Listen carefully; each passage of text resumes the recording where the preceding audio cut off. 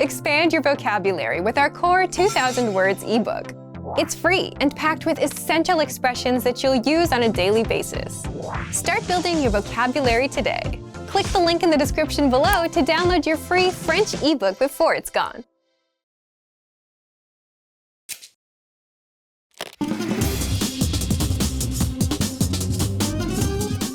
Salut, je m'appelle Ingrid. Hi everybody, I'm Ingrid. Welcome to FrenchPod101.coms, le français en 3 minutes. The fastest, easiest and most fun way to learn French. In the last lesson, we learned how to be grateful to people by saying merci. In this lesson, we'll learn some of the other most common greetings used in France. Vous êtes prêts? Are you ready? Alors, c'est parti. Let's start. The most used informal greeting is salut. Salut. Salut means hi, hello, or goodbye. We use it when we meet but also when we leave. We should only use this greeting with friends and family. And now, let's continue by discussing the formal way to greet people. The one you are probably used to hearing is bonjour. Bonjour. Literally, bonjour means good day. However, we may also interpret it as good morning or good afternoon. As a rule of thumb, we can use bonjour only during the daytime, from morning until evening. During the evening, we say bonsoir. Bonsoir. Soir is French for evening, so bonsoir means good evening. Bonjour and bonsoir are used when we meet someone, but when we leave, we don't say them again. In this formal situation, French people use au revoir. Au revoir. Au revoir means goodbye. Finally, in French, we have an expression meaning see you soon that can be considered both formal and informal. À bientôt. À bientôt. Now, you can greet people in many different ways in French. Let's review them all again. When meeting someone informally, we say salut. When meeting someone formally, we say bonjour or bonsoir. When living in a formal situation, au revoir. When living, no matter whether it's formal or informal situation, à bientôt. It's easy, isn't it? Now it's time for Ingrid's insights. In formal situation, French people commonly greet each other by shaking hands. On the other hand, if we meet someone we are really friends with, we kiss each other on both cheeks. Don't be afraid to do it with your French friends, it's normal.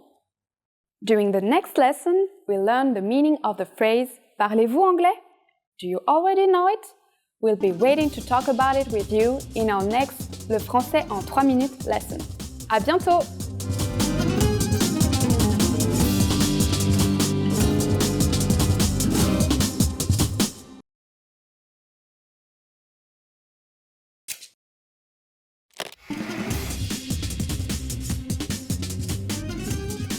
Welcome to FrenchPod101.coms, le français en 3 minutes. The fastest, easiest and the most fun way to learn French. Salut, je m'appelle Ingrid. Enchantée. Hi, I'm Ingrid. Nice to meet you. In this series, we are going to learn basic French expressions. It's super easy and it only takes 3 minutes. In this lesson, you're going to learn how to introduce yourself in French. There are only 2 sentences you need to do it. But first, it is important to clarify that in French, there is a difference between the formal and the informal language. Let's first see how French people introduce themselves in an informal situation. Salut, je m'appelle Ingrid. Enchantée de te rencontrer. Hi, I'm Ingrid. Nice to meet you. Salut, je m'appelle Ingrid.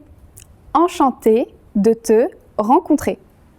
Start by saying salut, je m'appelle. Then say your name. Salut, je m'appelle Ingrid. Finally, say enchantée de te rencontrer. Salut, je m'appelle Ingrid. Enchantée de te rencontrer. And now, let's see the same sentence in formal speech. Bonjour, je m'appelle Ingrid Dubreuil. Je suis enchantée de vous rencontrer. Good morning, I'm Ingrid Dubreuil. Nice to meet you. Bonjour, je m'appelle Ingrid Dubreuil. Je suis enchantée de vous rencontrer. So, what has changed from the previous introduction? Let's take a closer look at this together. Salut has been substituted with the formal greeting bonjour, French for good day. Je m'appelle Ingrid has not been changed. Je m'appelle stands in both cases for I am. However, during a formal self-introduction, we always say our last name, so I said Ingrid Dubreuil. Here, you would say your full name. Finally, pay attention to the ending. We went from te rencontrer to vous rencontrer. What is changing is the French word for you. In a formal sentence, we use the more polite word vous. One more time. The informal way to introduce yourself in French is Salut, je m'appelle Ingrid. Enchantée de te rencontrer. The formal way to introduce yourself is Bonjour, je m'appelle Ingrid Dubreuil. Je suis enchantée de vous rencontrer. Now it's time for Ingrid's Insights.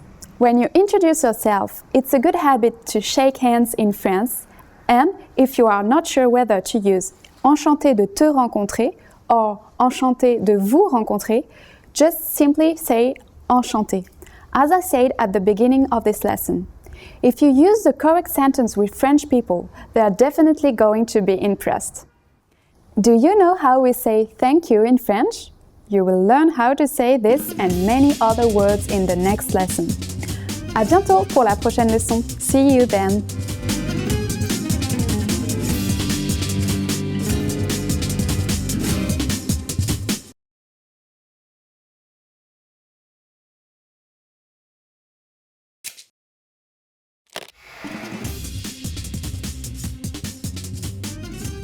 Salut, je m'appelle Ingrid. Hi everybody, I'm Ingrid. Welcome to FrenchPod101.com's Le français en 3 minutes. The fastest, easiest and most fun way to learn French. In the last lesson, we learned how to introduce ourselves in French. Today, we are going to learn how to use good manners as we thank people. Vous êtes prêts? Are you ready? Alors, c'est parti! So, let's start. There are several ways to thank someone. Let's start with the easiest. It is just one word. Merci. Merci. Merci means thank you. When saying thank you very much, you just need to add beaucoup. Merci beaucoup. Merci beaucoup. Beaucoup means a lot. So merci beaucoup is like saying thank you very much. During the last lesson, we mentioned both the informal and the formal way of speaking French. Merci is the casual way to thank someone. If you want to be more formal, there is another phrase you should use. Je vous remercie. Je vous remercie. Let's break this phrase down. Je is I, and vous is the formal word for you. Remercie means give thanks. I give thanks to you. Je vous remercie. How do you answer? It's easy. There are basically two different ways to do it. The first is de rien. De rien. De rien literally means it's nothing, but it is the equivalent of you are welcome. The other way to say you are welcome is the expression je vous en prie. Je vous en prie. Literally, this phrase means I beg you to do it or please do, but it has become a common and polite way to respond to someone thanking you. So when someone's saying merci to you, we can simply reply with de rien or je vous en prie. Now it's time for Ingrid's Insights. If you're not sure about whether to use merci or je vous remercie, just keep it simple. You don't have to worry about formal or informal situations. Merci can be used with just about anyone, anywhere or at any time. Do you know what au revoir means? In our next lesson, you will learn this and other greetings in French. À bientôt et merci à la prochaine leçon.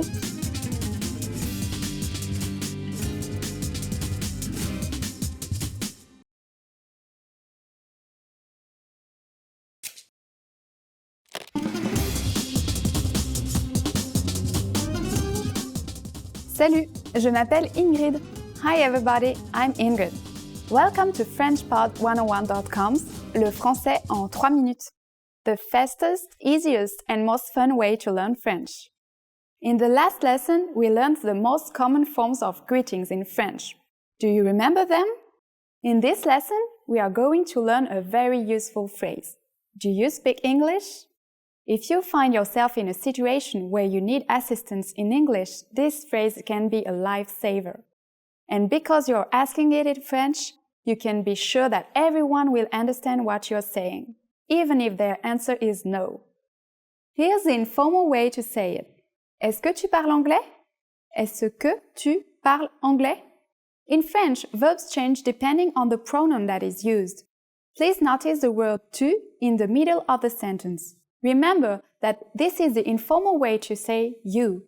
The next word is the verb parler, which means to speak. Because it's referring to tu, it's conjugated to tu parles. Est-ce que is an interrogative form to introduce a question. It is similar to the English word do here. And you probably recognize anglais, that is English. Est-ce que tu parles anglais? To learn how to properly conjugate verbs like parler, please look at the Absolute Beginner series on FrenchPod101.com. You can find very detailed grammar lessons and resources there. We are now going to make this sentence formal.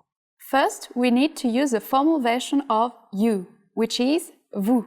If we change the word to vous, we will conjugate parler differently. It becomes this, but it's pronounced the same way, parler. Est-ce que vous parlez anglais? Est-ce que vous parlez anglais? Adding excuse-moi, excuse me, the sentence becomes even more polite. Excusez-moi, est-ce que vous parlez anglais? Excusez-moi, est-ce que vous parlez anglais? The responses you will receive could be one of these three. Oui, yes. Oui. Un peu, a little. Un peu. Non, je ne parle pas anglais. No, I don't speak English. Non, je ne parle pas anglais. Since this last one is a negative statement, we need to say ne before the verb parle and pas after it. Notice that the verb parle is slightly different from parler. Remember, the verb changed depending on the pronoun used. We are now talking about je, French for I, thus I don't speak is je ne parle pas. Now it's time for Ingrid's insights. For those of you who are not only English speakers, you can obviously use this question with any other language you need. French people study other European languages at school, so maybe you will get lucky. Just substitute anglais with English, Italien for Italian, Russe for Russian, Espagnol for Spanish, Allemand for German, and any other languages. In this lesson, we mentioned the expression excusez-moi. But did you know that this could also be used as an apology? In the next lesson, we will learn this and other ways to apologize in French. It's never too late to show your good manners with French people. I'll see you in our next Le Français en 3 minutes. À bientôt!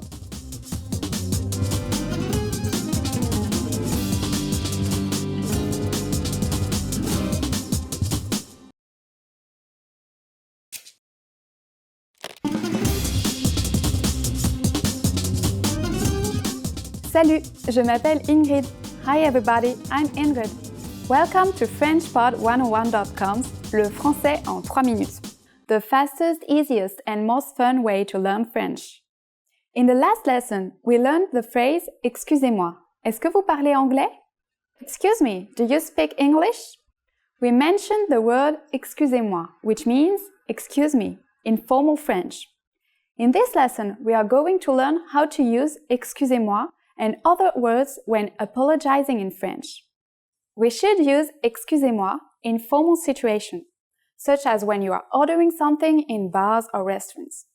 For example, Excusez-moi, un café s'il vous plaît. Excuse me, a coffee please.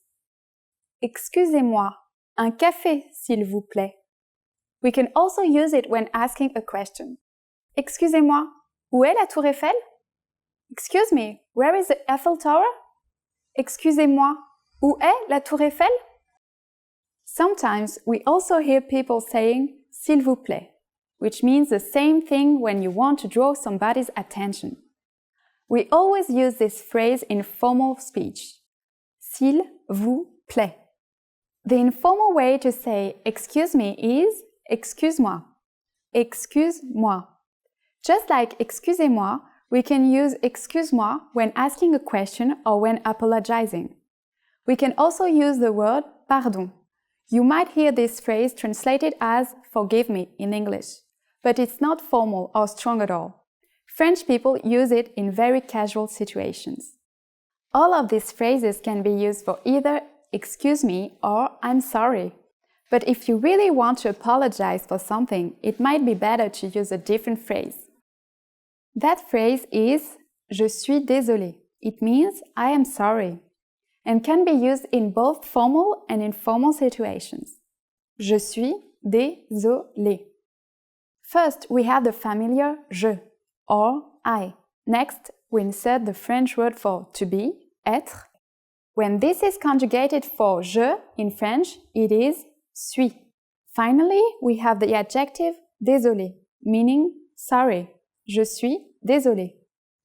Now it's time for Ingrid's insights. Please remember that in France, if you accidentally bump into someone, we don't say I'm sorry. Je suis désolé. Instead, we say excusez-moi, excuse me, or pardon, forgive me. Are you able to count in French? In the next lesson, we will learn the numbers in French from 1 to 10. I'll be waiting for you in the next lesson, le français en 3 minutes. À bientôt pour la prochaine leçon.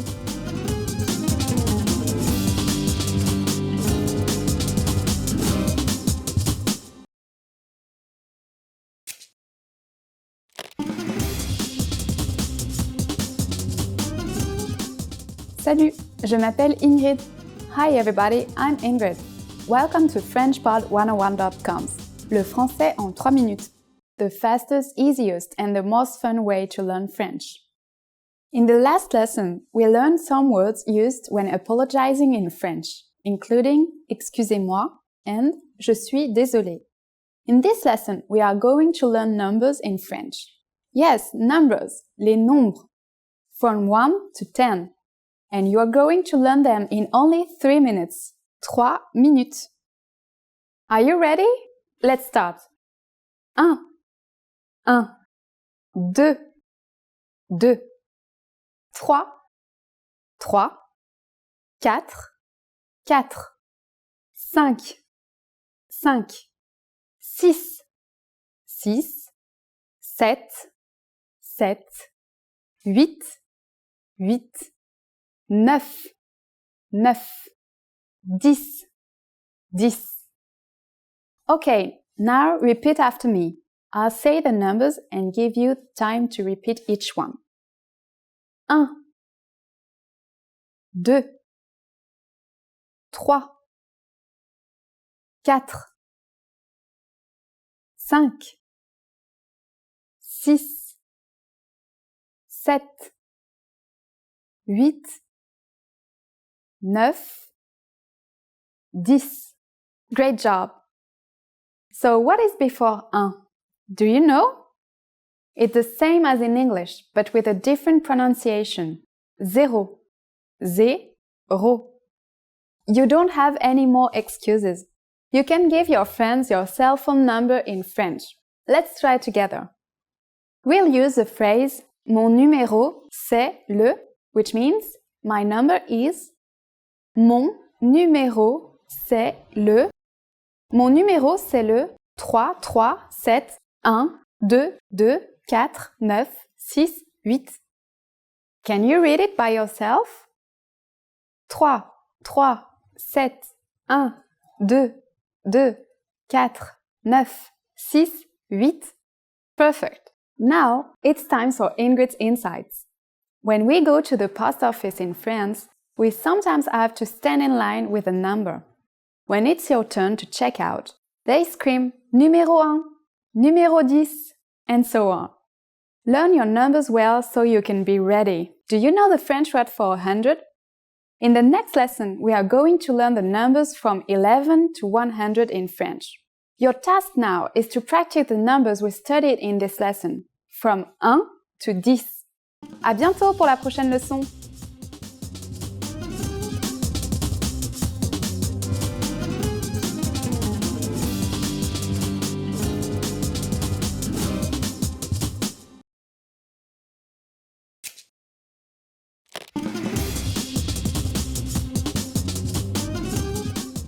Salut, je m'appelle Ingrid. Hi everybody, I'm Ingrid. Welcome to FrenchPod101.com's Le français en 3 minutes. The fastest, easiest and the most fun way to learn French. In the last lesson, we learned the numbers from 1 to 10. Have you forgotten? Here, I'll tell you again.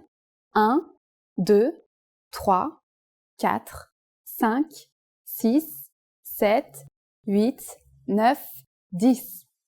And now, let's continue from 11.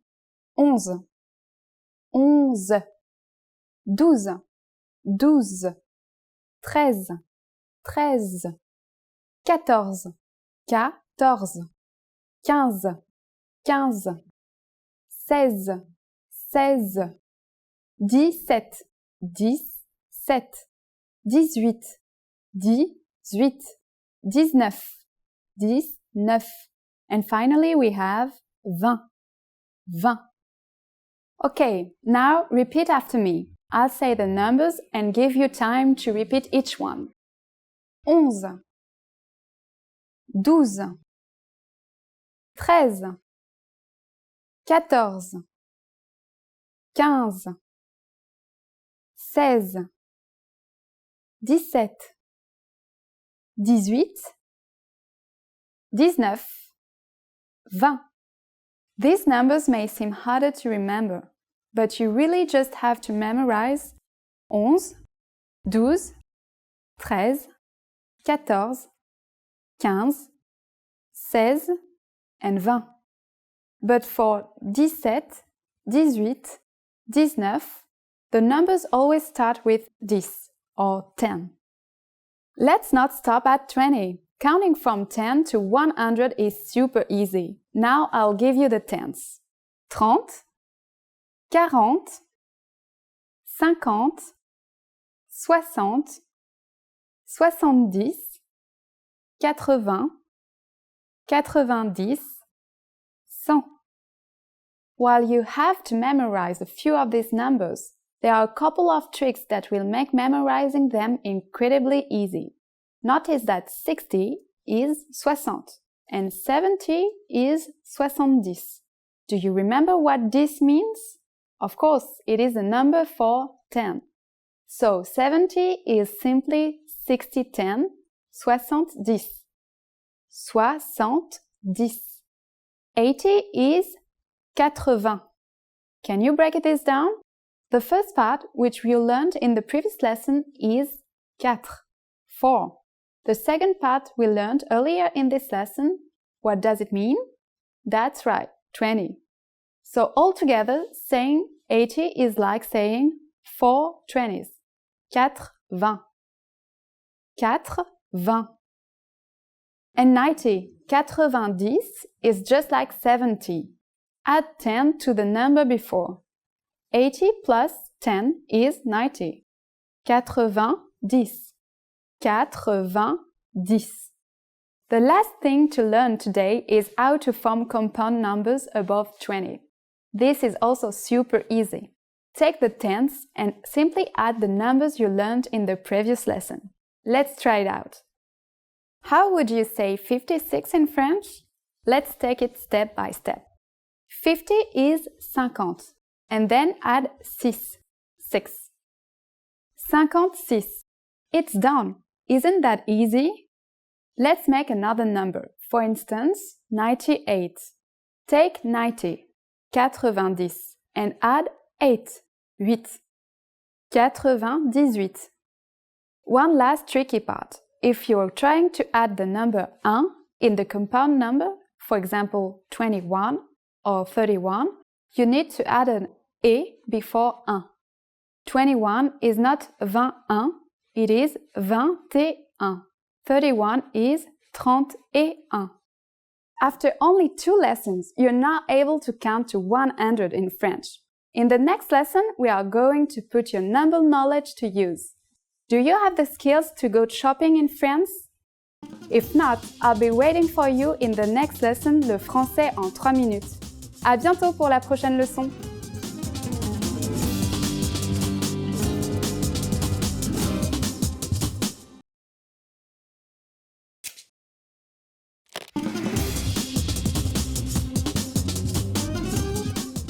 Salut, je m'appelle Ingrid. Hi everybody, I'm Ingrid. Welcome to FrenchPod101.com's Le français en 3 minutes. The fastest, the easiest and the most fun way to learn French. In the last lesson, we learned how to count in French. I hope you spent some time practicing the numbers because they will come in handy today. We are going to learn how to go shopping in France. Before we go, you need to know how to say, how much is it? Combien ça coûte? Combien ça coûte? Are you ready to go shopping in France? Let's go!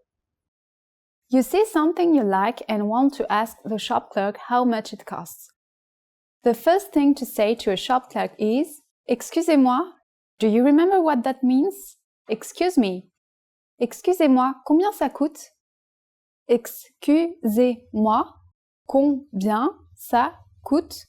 If you want to be more specific when asking how much is it and refer to a certain type of object, we first need to drop the word ça. Next, we need to know if the object is a feminine or masculine object. If it is masculine, add ce when referring to it, or cette for a feminine object, and then say the noun. For example, hat is a masculine word. Chapeau. Excusez-moi, combien coûte ce chapeau? Excuse me, how much is that hat? Excusez-moi, combien coûte ce chapeau? And skirt is a feminine noun. Jupe. Excusez-moi, combien coûte cette jupe? Excuse me, how much is this skirt? Excusez-moi, combien coûte cette jupe? At this point, the shop clerk can answer by saying ça coûte, ça fait, or c'est. For example, ça coûte 39 euros. Ça fait 39 euros. Or, c'est 39 euros. What number is 39? I'm not telling you. Okay, it's 39. It costs 39 euros. Now it's time for Ingrid's insights. A quicker way to ask how much is c'est combien, which literally means how much. Even when you ask for a coffee, you can ask the cashier, un café c'est combien s'il vous plaît? One espresso please, how much is it? At this point, can you count euros in French? We are going to learn how to do this and much more in the next lesson. I'll be waiting for you in our next lesson, le français en 3 minutes. À bientôt pour la prochaine leçon!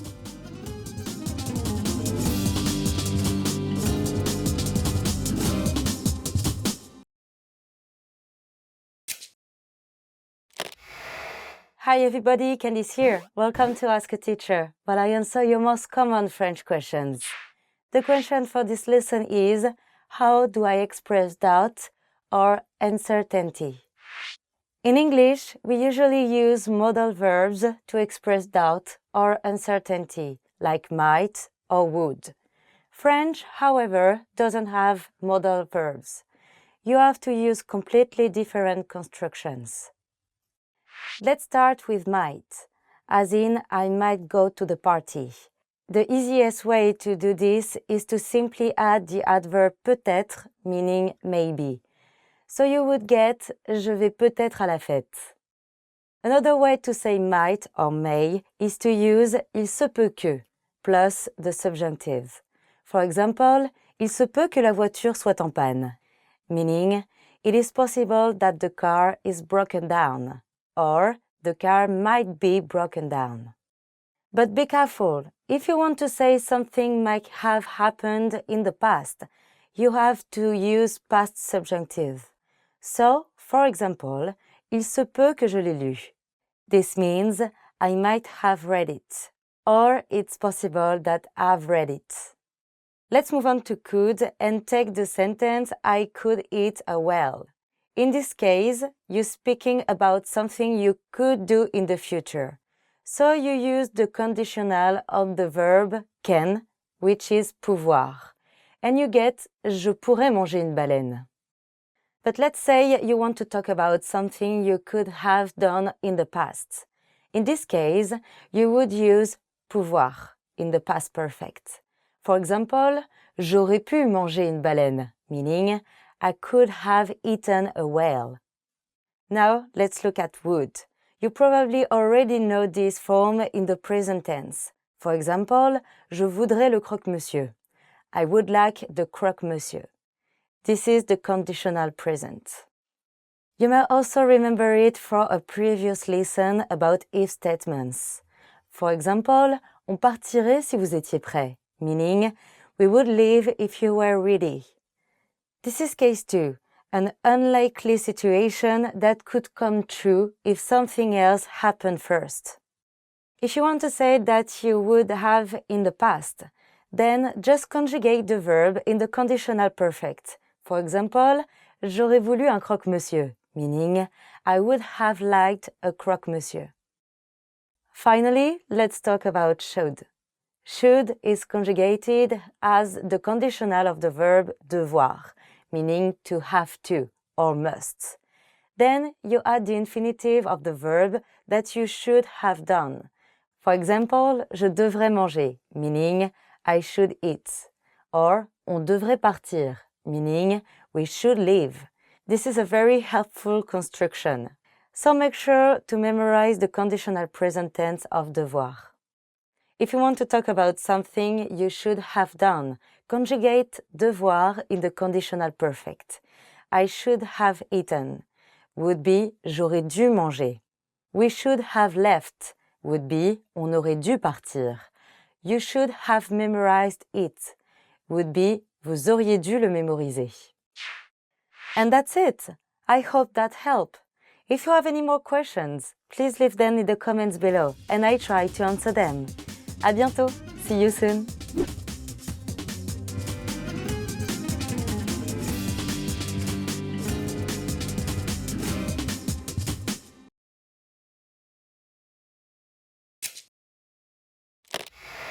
Hi everybody, Candice here. Welcome to Ask a Teacher, while I answer your most common French questions. The question for this lesson is, what are bandes dessinées? Bandes dessinées are comics and they are an important part of French culture. France has the third largest comic book market in the world, after US and Japan. In fact, BDs are often called le neuvième art, or the ninth art. Unlike typical comics, which are usually funny or just for kids, French BDs can be about almost any subject and for any age.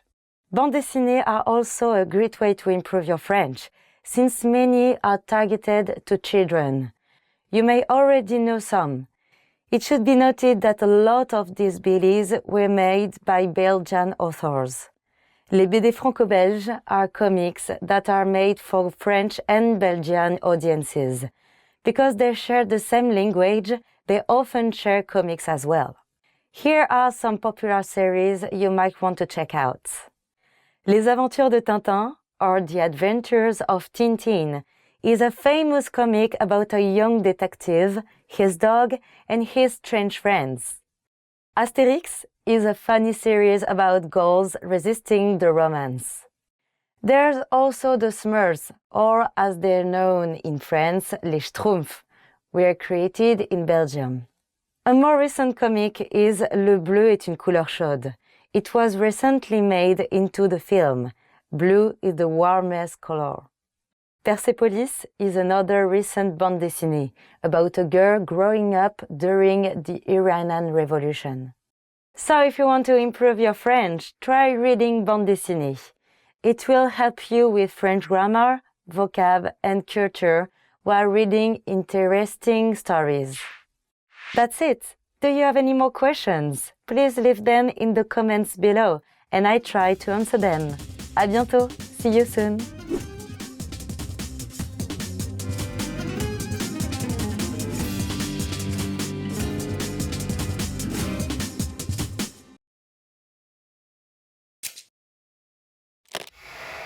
Hi everybody, Candice here. Welcome to Ask a Teacher, where I answer your most common French questions. The question for this lesson is, what are the different uses of she? This is a good example of a word that has multiple meanings. You've probably already learned that she plus a personal pronoun means home. For example, je rentre chez moi means I'm going back home. But it can also mean at an office. For example, j'ai trouvé un emploi chez Disney means I found a job at Disney.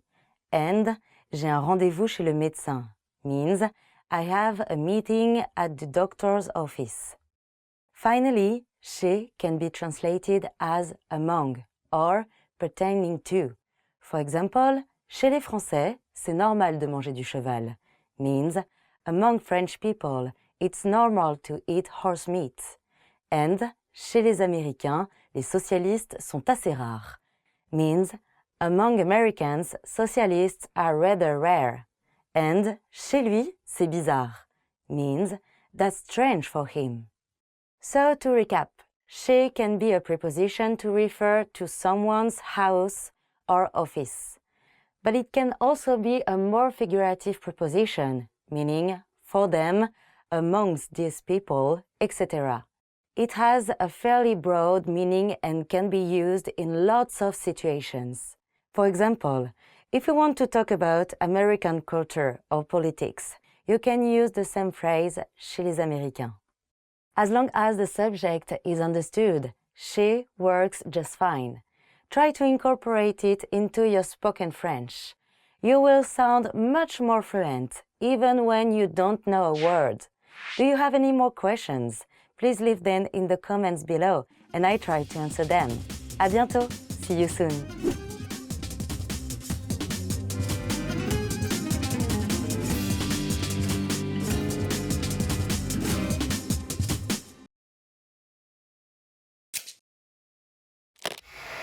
Hi everybody, Candice here. Welcome to Ask a Teacher, where I answer your most common French questions. The question for this lesson is, why are French words spelled so differently from how they are pronounced? French spelling and pronunciation may be one of the biggest stumbling blocks for French learners. And there are lots of reasons why French words look so different from how they are pronounced. The main reason is history.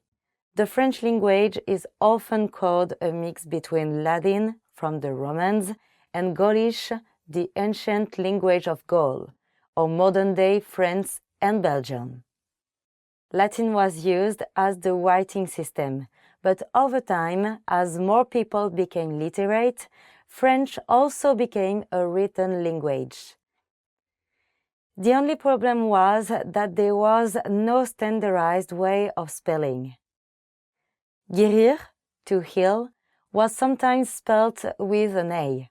Fromage was sometimes spelled like this. François was famously spelled with a Y. And remember that many of the people who could read and write also knew Latin. So when l'Académie Française was tasked with standardizing French, there was a big debate. Should French be spelled the way it sounds, or should it show its Latin roots? For this reason, it might feel like you are only pronouncing half a word. This is to show its Latin origins, which were once pronounced. Or just as important, the pronunciation might have changed while the spelling stayed the same.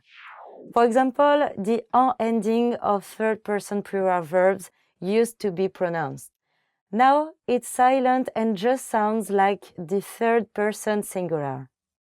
It also led to some interesting spelling innovations. For example, the circumflex. This accent means that an S used to follow the letter. Fête used to be fest or feast. Bête used to be best or beast. So the short answer is that oral language changes while spelling often stays the same. However, in 2016, the Academy made spelling reforms. If you pay attention, you can see language changing all the time. Do you have any more questions? Please leave them in the comments below and I try to answer them. À bientôt! See you soon!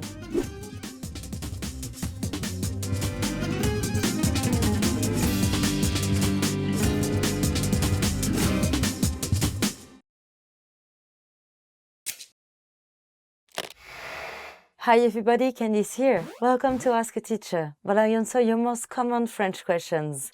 The question for this lesson is, why do some verbs sometimes use être and sometimes use avoir to make passé composé? As you might remember, some verbs in passé composé are conjugated with être instead of avoir. These verbs are our Dr. and Mrs. Van der Trump verbs. Dr. and Mrs. Van der Trump is a mnemonic device for remembering the verbs conjugated with être. They are verbs associated with movement and change. But sometimes you will see a Van der Trump verb conjugated with avoir instead. Why? It all has to do with meaning. If you are talking about the subject moving or changing, use être. You use avoir as your auxiliary verb when there is an object involved. Let's take a look and see how the meaning changes with some examples. Je suis sortie le soir means I went out for the night. J'ai sorti les valises means I took out the suitcases. Because the action is happening to the suitcases, you use avoir. Je suis montée means I went up, while j'ai monté les valises means I brought up the suitcases. And je suis descendue du train means I got off the train.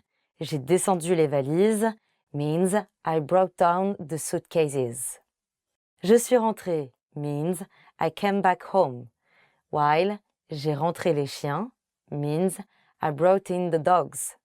Je suis retournée à la ville means I came back to the city, while j'ai retourné la table means I turned the table over. Here's a tricky one. Je suis montée dans l'ascenseur. J'ai monté l'escalier. The first means I went upstairs in the elevator, and the second means I took the stairs up. So be careful. Passer is a special verb because the meanings are very different. Je suis passée par la librairie means I passed by the bookstore, or I went by the bookstore. J'ai passé l'été à Dakar means I spent the summer in Dakar. If you want to describe movement, use être to conjugate passé. If you want to talk about figurative passing, like passing time, use avoir. For example, elle est passée par la porte means she went out through the door. And elle a passé le week-end avec son copain means she spent the weekend with her boyfriend. Finally, il m'a passé le sel means he passed me the salt. So remember that if you conjugate with avoir, the action is happening to a direct object. If you use être, the action is happening to you. That's it. I hope that answered your question. If you have any more questions, please leave them in the comments below, and I try to answer them. À bientôt. See you soon.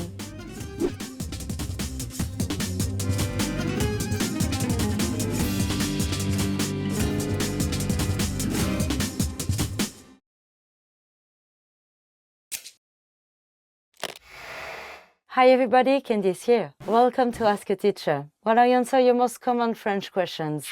The question for this lesson is, what are some good recommendations for studying French through movies and music? You could write a book to answer this question, but we'll try to be short. France has been at the heart of movie culture since the beginning of cinema. Nouvelle Vague, or New Wave, was an art movement in the 50s and 60s. François Truffaut was one of its most important metteurs en scène, or directors. The 400 Blows, or Les 400 Coups, and Stolen Kisses, or Baiser volé, are some of the films he made about one character, Antoine Douanel, from childhood to adulthood. And they used the same actor from when he was a boy until he was an adult. The Battle of Algiers or La Bataille d'Alger is actually an Italian film, but it's about France's loss of their colony Algeria. It's a very intense film and stars some people who were actually involved in the Algerian War. If you want to learn more about the north of France, check out Welcome to the Sticks or Bienvenue chez les Ch'tis. This is a more recent comedy and plays heavily on northern stereotypes, so take it with a grain of salt. Hate or La Haine is another very intense film. It takes place in the suburbs or banlieue of Paris. Another good film that takes place in Les Banlieues is Girlhood or Bande de Filles. It follows a teenage girl growing up in the suburbs. You might want to relax a bit after watching these intense films. For that, I would recommend Le Fabuleux Destin d'Amélie Poulain, which is also known as Amélie. This is a very popular movie from France and is known for its romantic portrayal of Paris. Another fun film is Children of Paradise, or Les Enfants du Paradis, an old movie about a very talented mime. For music, we'll go over some of the major French stars. Serge Gainsbourg is like the Bob Dylan of France, but with a great love for controversy. In his songs, he covers everything: the 60s, his love affairs with the most beautiful woman in France, reggae, his daughter. He also sings about World War II, which, as a young Jewish boy, he spent hiding in an orphanage. You might already know Edith Piaf's music from the film Inception. A film was also made about her life called La Môme, better known as La Vie en Rose. If you like more modern music, I recommend NTM, a famous rap group. Java is another rap group, though it is not as hardcore as NTM. Dionysos is an indie band that often collaborates with the French singer Olivia Ruiz. And Noir Désir is a good start if you're interested in French rock. But whatever you like, music is a great way to connect with other people. So look around and listen to lots of music. You'll be studying French without even realizing it. If you have any more questions, please leave them in the comments below, and I try to answer them. À bientôt! See you soon!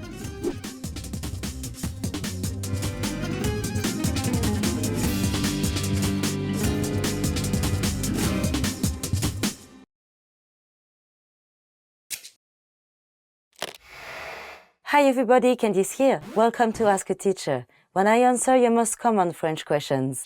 The question for this lesson is, when should I use the pronoun on? On is a very useful personal pronoun.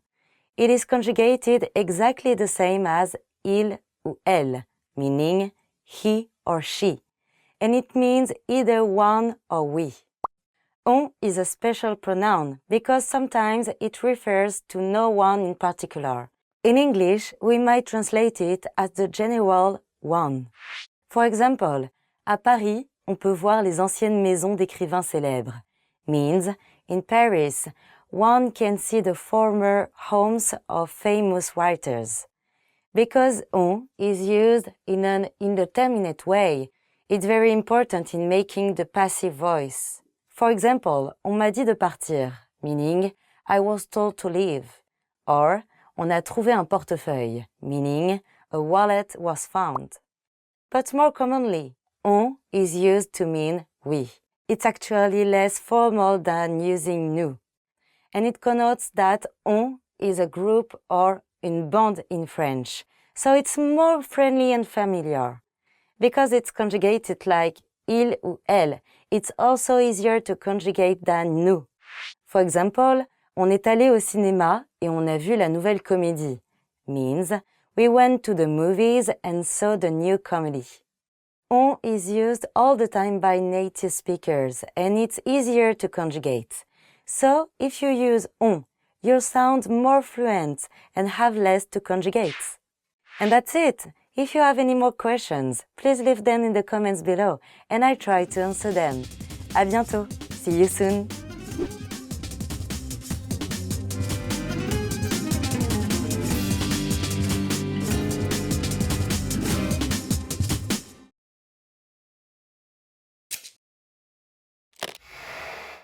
Hi everybody, Candice here. Welcome to Ask a Teacher, where I answer your most common French questions.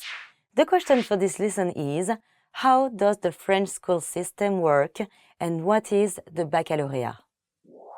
Le baccalauréat is an exam that students can take at the end of their secondary education. Taking the exam will give you a diploma that shows your skill level of certain subjects. Le baccalauréat, or le bac, is also required in order to go into a university. There are three different types of baccalauréat: le baccalauréat général, le baccalauréat technologique, and le baccalauréat professionnel. Le baccalauréat général is further split up into series, kind of like majors. You can pursue le baccalauréat économique et social, ES, le baccalauréat littéraire, L, or le baccalauréat scientifique, S. This prepares students to enter universities.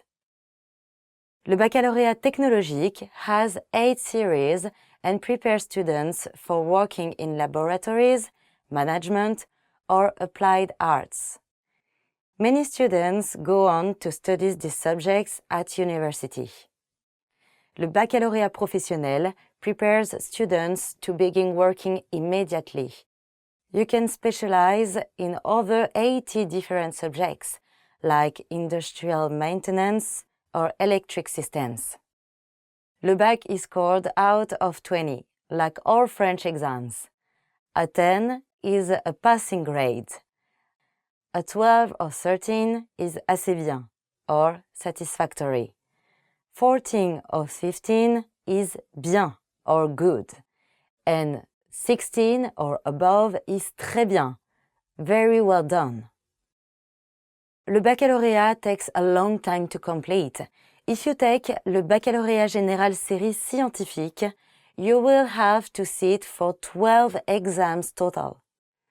And some of the exams are 4 hours long.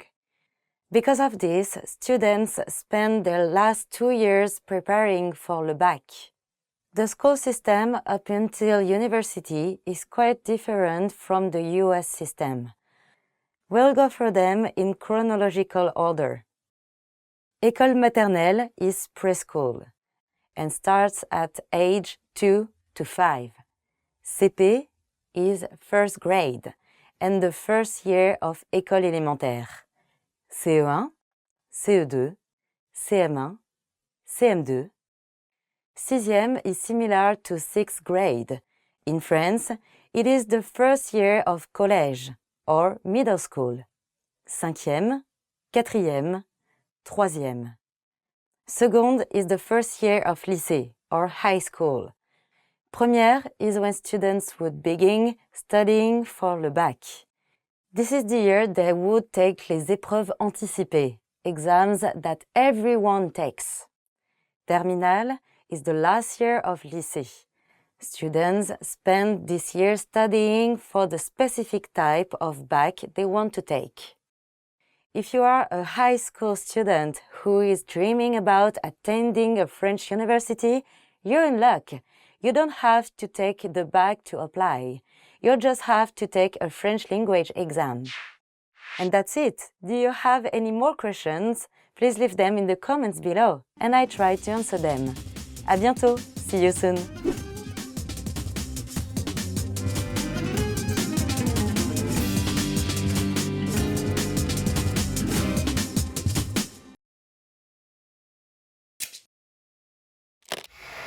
Hi everybody, Candice here. Welcome to Ask a Teacher, where I answer your most common French questions. The question for this lesson is, how do I form the future tenses and when should I use them? There are 2 future tenses in French, the futur proche and futur simple. Proche means near. When we use futur proche, we're talking about the near future, things that will happen soon. Conjugation is easy. We use the present tense of aller, to go, and then add the infinitive. So the verb nager, to swim, becomes je vais nager, meaning I'm going to swim. Tu vas nager, meaning you're going to swim. Il va nager, meaning he's going to swim, and so on. To make the future simple, we add the stem plus the ending. The verb stem for et and ir verbs is just the infinitive. So the verb stem for nager is nager. The verb stem for finir, to finish, is finir. For re verbs, we drop the i. So vendre becomes vendre. The endings are very similar to the present conjugation of avoir. They're always the same est, a, on, et, on. However, there are irregular stems which you will have to memorize. We go through the most important ones now, saying the verb, its stem, a sample conjugation, and its translation. Aller, ir, j'irai, I will go. Être, ser, tu seras, you will be. Avoir, aur, il aura, we will have. Pouvoir, pour, nous pourrons, we will be able to. Vouloir, voudre, vous voudrez, you will want to. Venir, viendre, elles viendront, they will come. Savoir, saur, je saurai, I will know. Faire, faire, tu feras, you will do or make. Envoyer, envers, elle enverra, she will send. Okay, so which one should you use? You'll use the futur proche for the near future and futur simple for things that are further in the future. If you are going to go swimming right after this lesson, use futur proche. Je vais nager. If you will swim in the ocean on your vacation in Barcelona, use futur simple. Je nagerai dans la mer. Futur simple is also used in some forms, like if statements. But we will cover those in later lessons, so don't worry about it now. If you use mostly futur proche when speaking, you'll be just fine. Do you have any more questions? Please leave them in the comments below, and I try to answer them. À bientôt. See you soon.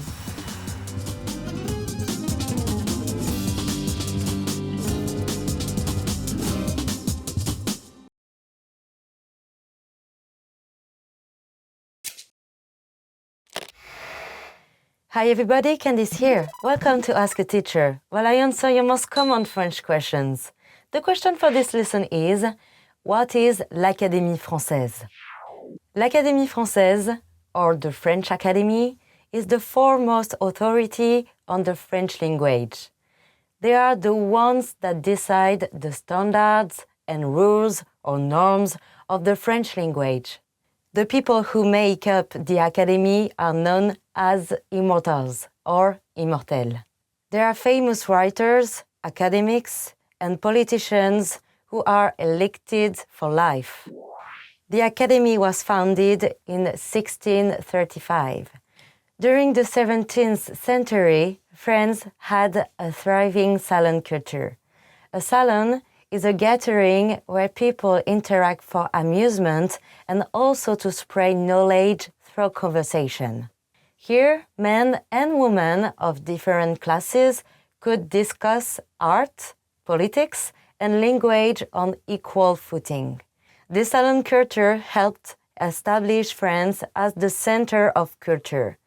It also made French the language of refinement and reason in Europe.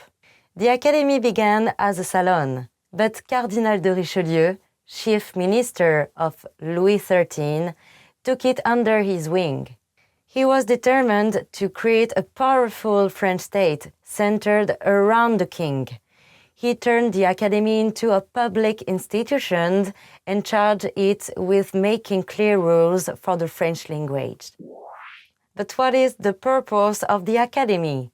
Its main goal is to produce the French dictionary. However, it took a long time to finish. The first dictionary published by the Academy took 54 years to complete. Today, the Academy still meets and creates dictionaries. Its rules are not always followed, even by members of the government, but it still has a powerful influence on French culture. The French language is one of the main things that binds French people together. Many people see the French language as France's greatest achievement. In the 20th century, Albert Camus famously said, "Ma patrie, c'est la langue française. My homeland is the French language." That said, French people were not always united in language. Instead of one language, there were many regional languages. In 1794, at least 6 million people out of 28 million French citizens couldn't speak French at all. During the French Revolution, for the first time, the government needed the consent of the people. The French language became one way to unify citizens. Some revolutionaries in Paris were extremely suspicious of regional dialects and identities. These days, regional dialects are not as common, but they still exist. Corsican, Breton, Gallo, Basque, Franco-Provençal, Occitan, and Catalan have official status in their regions. And that's it. I hope I answered your question. If you have any more questions, please leave a comment below and I try to answer them. À bientôt. See you soon.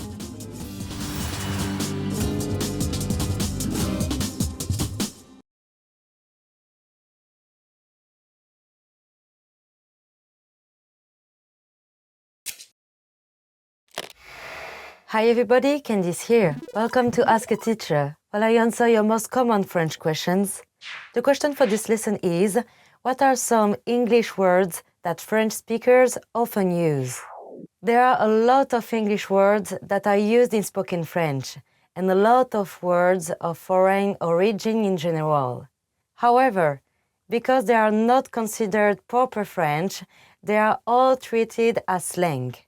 L'Académie française, or the French Academy, regularly comes up with French words to replace these foreign words, but they don't always catch on. Let's take a look at some examples. This one must be the most popular, the word OK. If you want to speak proper French, say d'accord, or its shortened form, dac. But you will hear French people say OK all the time. Here are some more examples. You can probably guess their meanings. Un weekend, un meeting, faire du jogging, faire du shopping, and stress. Clothes are commonly referred to using English words as well. For example, un pull is a pullover. Un sweat, un t-shirt, les jeans. Here's a fun fact. The English word denim actually comes from French, since denim originally came from the French city Nîmes. They were de Nîmes or from Nîmes.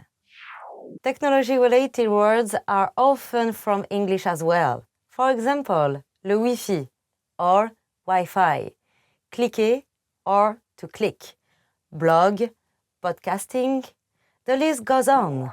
Not that foreign words are always masculine. So a lot of times you can use an English word with a French accent and it will mean the same thing. But there are other times that they can mean a bit different. Let's go through some examples. Un mail is an email, not a letter or postmail. Top actually means best. Here's one that's a bit tricky. An interview. If someone is being interviewed by the press, then it's un interview. If you are going to a job interview, then it's un entretien. Here are also some non-English loan words which comes from Arabic. Un bled means a small town. Le Casbah means house. And kiffer is a verb meaning to like or love. And that's it for now. Do you have any more questions? Please leave them in the comments below and I try to answer them. À bientôt. See you soon.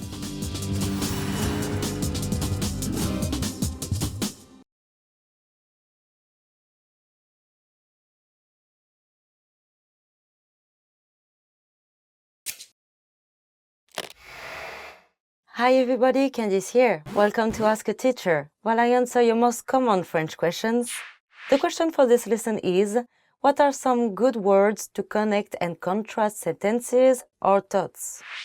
This is a very important subject. Using connecting words will help you express more complex ideas. It will bring your French to the next level and you'll sound much more fluent. Here are some useful words to get you started. If you want to add more to what you've said, use these phrases. En plus, meaning in addition to. En outre, meaning moreover. Du coup, meaning so that means. Note that du coup is very informal and should only be used in conversation. If you want to show a causal relationship, you might use puisque, meaning since or because. For example, puisque c'est l'été, je mange une glace. This means, since it's summer, I eat ice cream. If you want to contradict a sentence, you might use malgré, meaning despite. An example is, je me suis endormi malgré le bruit, meaning I fell asleep despite the noise. Cependant and néanmoins both mean however. Quant à means as for example, quant à lui, il n'a pas pu dormir. This means, as for him, he couldn't sleep.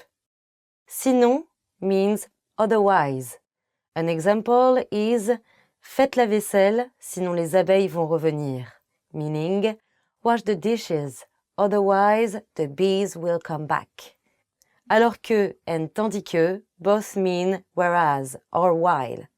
And bien que means even though. This needs to be followed by the subjunctive. Okay, that's it. Try using these words in your conversations. They will really help take your French to the next level. Do you have any more questions? Please leave them in the comments below and I try to answer them. À bientôt. See you soon.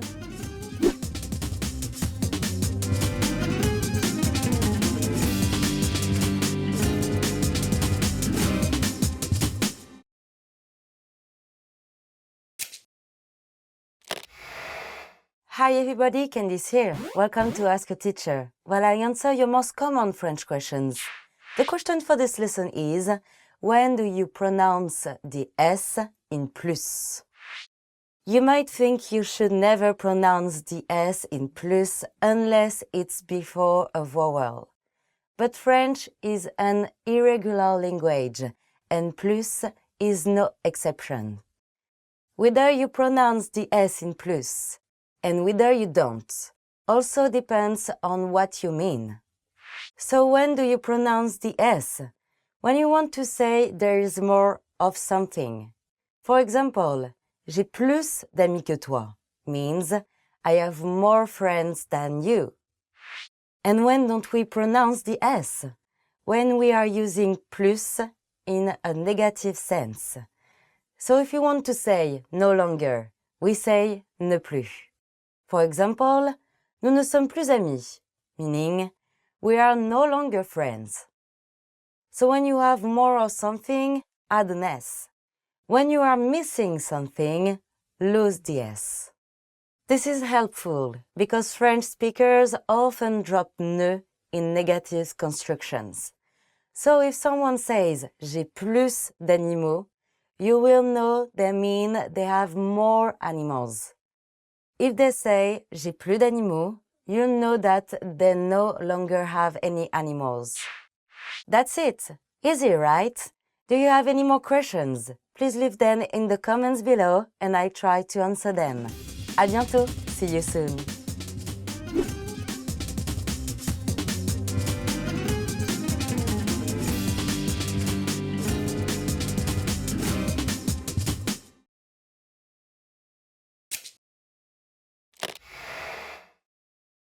Hi everybody, Candice here. Welcome to Ask a Teacher, where I answer your most common French questions. The question for this lesson is, when should I use the subjunctive? Le subjunctive can be difficult for English speakers, since English doesn't really have a subjunctive mood. Luckily, conjugating the subjunctive is pretty easy. The endings are always the same, but there are some irregular stems. We'll go over some of the irregular stems in this lesson so you can get used to them. So when do we use the subjunctive? We use the subjunctive after expressions like craindre de, to fear, aimer que, to like, détester que, to hate, souhaiter que, to wish, douter que, to doubt, sembler que, to seem, and falloir que, to have to or must. What do these expressions have in common? They express fear, a wish, command, and uncertainty. Things like this are what we have subjective feelings about. Okay, let's look at some examples. Je suis content que tu sois content, meaning I'm happy that you're happy, is a feeling, and je veux qu'il le fasse, meaning I want him to do it, expresses a will or desire. There are a few things to note here. One, we need two subjects for the subjunctive. One person wanting, wishing, fearing, or demanding another person to do something. Second, take a look at this sentence. Elle ne pense pas que je parle français. This is where subjunctive can get tricky. She doesn't think that I can speak French, meaning she doubts that I can. If she thinks I can, then there is no attitude of doubt. In this case, we don't use the subjunctive. So, ne pas penser que, to not think, uses the subjunctive, whereas penser que, to think, doesn't. Do people use the subjunctive in spoken French? This is a tough question. In written French, you must use the subjunctive when necessary, but in spoken French, it's not so common. However, if you want to speak proper, elegant French, then definitely use the subjunctive. Do you have any more questions? Please leave them in the comments below and I try to answer them. À bientôt. See you soon.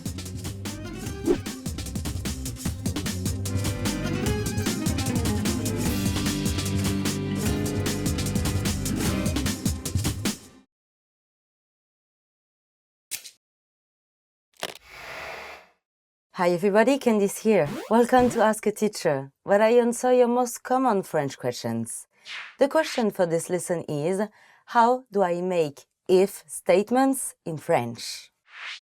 If statements are a great example of conditional sentences. This means that one part of the sentence is conditional to the other part. It can only happen if the other one does. There are three ways of making an if statement, and they vary in how likely or unlikely something is to happen. First, let's talk about the most likely. To make this statement, we use the present tense or the present perfect with the future tense. If I see him, I will say hello. Si je le vois, je lui dirai bonjour. It's not certain that you will see him, but if you do, it's certain that you will say bonjour. Next, let's talk about something that is unlikely. Here, you should use the imperfect and the conditional. This form describes what would happen if the first part comes true. At the moment, it's not true, but it could be. For example, si on pratiquait, on serait intouchable. Meaning, if we practiced, we would be unstoppable. you probably remember the imperfect. You use it to describe things you used to do in the past. The conditional tense might be new to you. To form the conditional, use the same stem as the futur simple and add the imparfait endings. Easy, right? Finally, let's talk about things that are impossible. This uses the conditional perfect. This form is purely hypothetical. You're saying if things had gone differently in the past, then things would be this way. For example, si j'avais écouté ma mère, je n'aurais pas été dans ce pétrin. This means if I had listened to my mother, I wouldn't have been in this mess. Let's have more examples. For a situation where something would really happen if the condition is fulfilled. Si tu écoutes encore ce podcast, ton français s'améliorera. Meaning, if you listen to this podcast again, your French will improve. For a situation where the condition is yet to be fulfilled, si tu pratiquais chaque jour, ton français serait quasiment parfait. This means if you practiced every day, your French would be almost perfect. Lastly, for a condition that is impossible to alter, si tu étais né en France, tu aurais déjà parlé couramment français. This means if you were born in France, you would already speak French fluently. Okay, well, that's all for this lesson. If you have any more questions, please leave them in the comments below and I try to answer them. À bientôt, see you soon.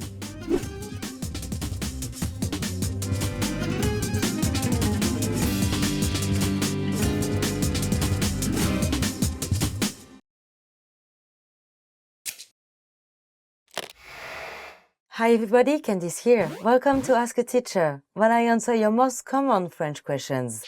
The question for this lesson is, how do you say something looks like, resemble, smells like, or tastes like? First, let's go through the useful verbs. Ressembler means to resemble. An example is, il ressemble à un acteur que je connais, meaning he looks like an actor I know. Another verb is se ressembler, meaning to look alike. Elles viennent d'autres coins du monde, mais elles se ressemblent quand même. Means they come from different sides of the earth, but they resemble each other anyway. Avoir l'air de means to seem like or to look like. An example is ce repas a l'air bon, meaning this meal looks good. Another example is cette fille a l'air un peu nerveuse, meaning this girl looks a little nervous. The verb sentir means to smell like, to taste like, or to feel like. Sentir has a lot of definitions. So let's go over this in more detail. Overall, you can think of sentir as meaning to have the feeling of. Sentir, se sentir et ressentir can be used to talk about emotional feelings and thoughts. But with sentir, the feeling can also be taste, smell, or touch. You can tell what it means by context, but it's usually used to mean to smell like. If someone walks into the room, covers their nose, and says, "Ça sent les chaussettes," you know that they mean, "It smells like socks." If someone is eating a soup and says, "Ça sent les champignons," this means it has the taste of mushrooms. If someone says this, they probably mean there is just the hint of mushrooms in the soup. The last verb is avoir le goût de, to taste like. An example with this is, "Ça a le goût de quoi exactement?" This means, what does it taste like exactly? Be careful not to mix up avoir le goût de and goûter, because goûter means to literally taste something and you can't use it to say something tastes like. The subject has to be a person. So, un potage ne peut pas goûter d'ail means a soup cannot taste the garlic. And it doesn't make any sense. The correct sentence would look like this. Je voudrais goûter le vin d'Alsace. I would like to try Alsatian wine. Goûter is a great verb for sharing and for trying new food, which you definitely want to do in France. Here are more examples. Tu veux le goûter? Meaning, do you want to try it? Or, goûter le pain, il est frais. Meaning, try the bread, it's fresh. And that's it for this lesson. If you have any more questions, please leave them in the comments below and I try to answer them. À bientôt. See you soon.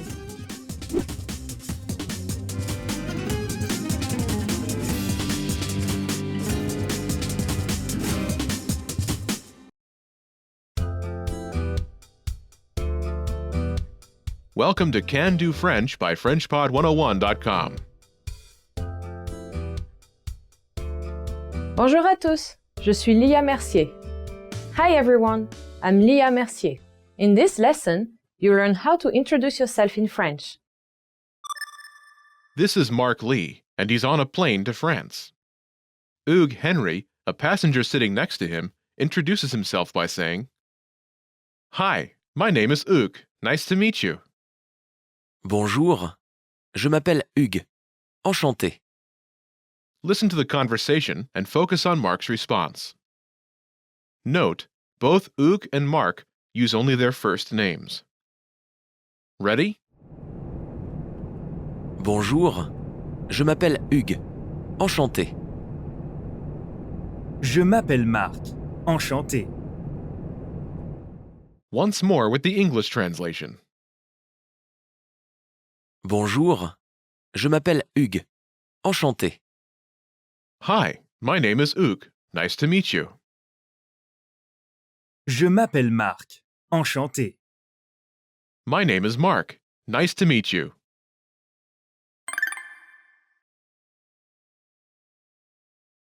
Let's take a closer look at Mark's response. Do you remember how Mark Lee introduces himself? My name is Mark. Nice to meet you.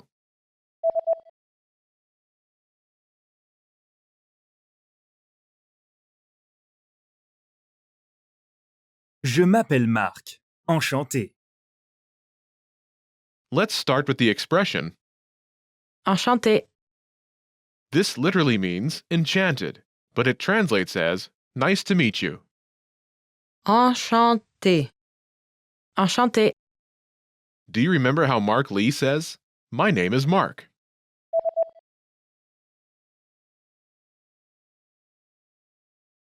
Je m'appelle Marc. First is Je. I. Je. Je. Next is, M'appelle. which translates as call myself. M'appelle. M'appelle. This starts with Me. me. Me. Me. Next is Appelle. call, as in I call. Appelle. Appelle. Appelle. Is from the verb, Appeler. meaning to call. Appeler. Me. Is contracted with Appelle. to form. M'appelle. Together, Je m'appelle.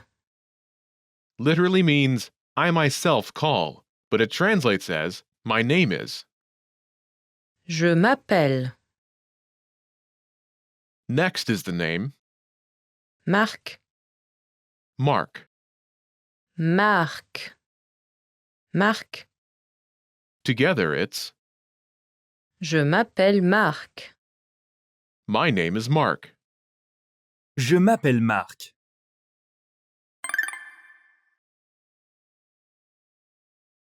The pattern is Je m'appelle name. my name is name. Je m'appelle name. To use this pattern, simply replace the name placeholder with your name. Imagine you're Karen. In French, Karen. Karen. Karen. say, My name is Karen. Ready?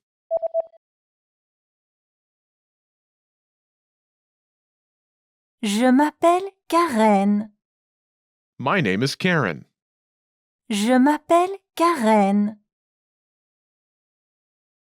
In written French, the spelling of the expression enchanté will depend on the genders of a speaker. For male speakers, enchanté.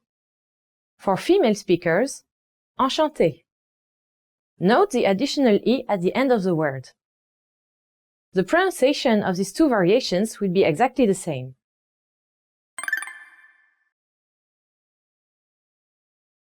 Let's look at some more examples. Listen and repeat or speak along with the native speakers. Je m'appelle Hugues. Enchanté. Je m'appelle Hugues. Enchanté. Je m'appelle Marc. Enchanté. Je m'appelle Marc. Enchanté. Je m'appelle Karen. Enchantée. Je m'appelle Karen. Enchantée. Je m'appelle Lia. Enchantée. Je m'appelle Lia. Enchantée. Je suis Sadia, enchantée. Je suis Sadia, enchantée. Did you notice how the last speaker uses a different pattern?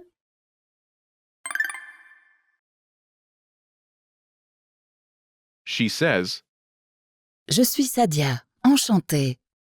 I'm Sadia. Nice to meet you. Je suis Sadia, enchantée. First is Je. Je Next is suis. am. Suis. Suis. Suis. Is from the verb, Être. meaning to be. Être. Next is the name, Sadia. Sadia. Sadia. Sadia. Altogether, Je suis Sadia. I am Sadia. Je suis Sadia. The pattern is, Je suis name. I am name. Je suis name. You should be aware of this pattern, but for this lesson, we'll use the pattern, Je m'appelle name. My name is name. Je m'appelle name.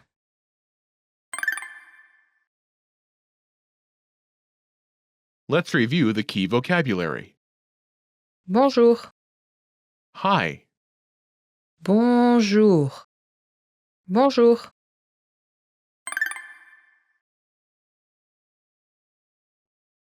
Let's review. Respond to the prompts by speaking aloud. Then repeat after me, focusing on pronunciation. Ready? Do you remember how to say I?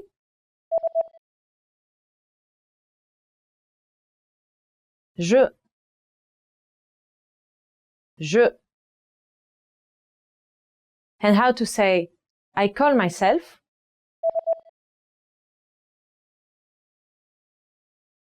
Je m'appelle. Je m'appelle. Do you remember how Mark says, My name is Mark?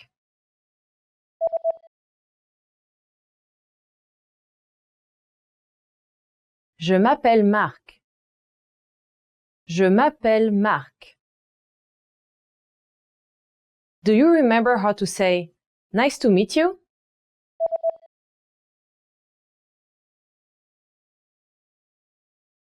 Enchanté. Enchanté. Do you remember how Mark says, My name is Mark. Nice to meet you?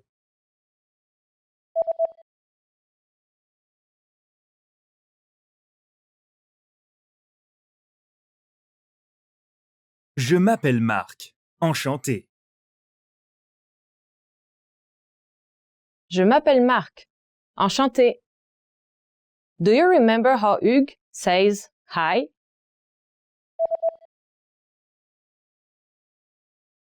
Bonjour. Bonjour. Do you remember how Hugues says, "Hi, my name is Hugues. Nice to meet you."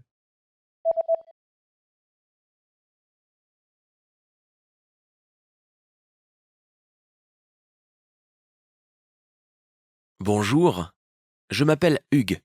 Enchanté. Bonjour, je m'appelle Hugues.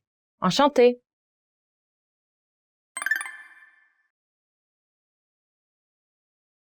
Let's practice. Imagine you're Karen. Karen. Respond to Hugues' self-introduction. Ready? Bonjour, je m'appelle Hugues. Enchanté.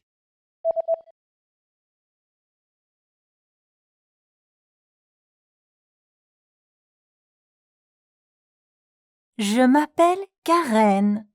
Enchantée. Listen again and repeat. Je m'appelle Karen. Enchantée.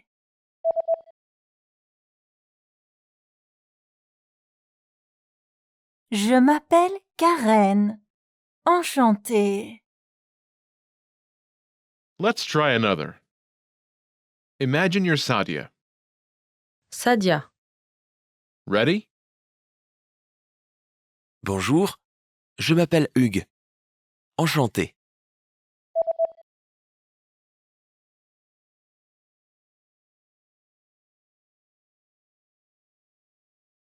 Je m'appelle Sadia. Enchantée. Listen again and repeat. Je m'appelle Sadia. Enchantée.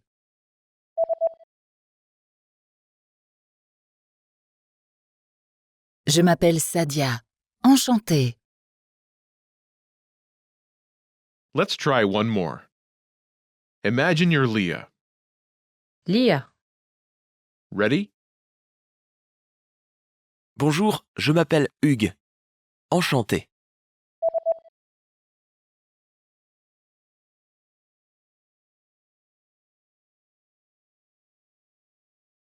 Je m'appelle Leah. Enchantée. Listen again and repeat. Je m'appelle Leah. Enchantée.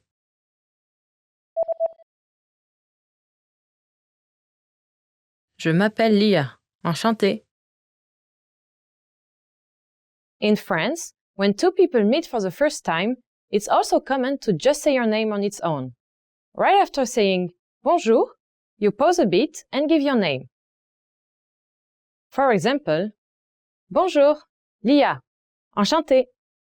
Hello, Leah. Nice to meet you. This is the end of this lesson. Remember, these can-do lessons are about learning practical language skills. What's next? Show us what you can do. When you're ready, take your assessment. You can take it again and again, so try any time you like. Our teachers will assess it and give you your results. Well done! Now you know how to introduce yourself in French. That's all there is to it. Keep practicing and move on to the next lesson.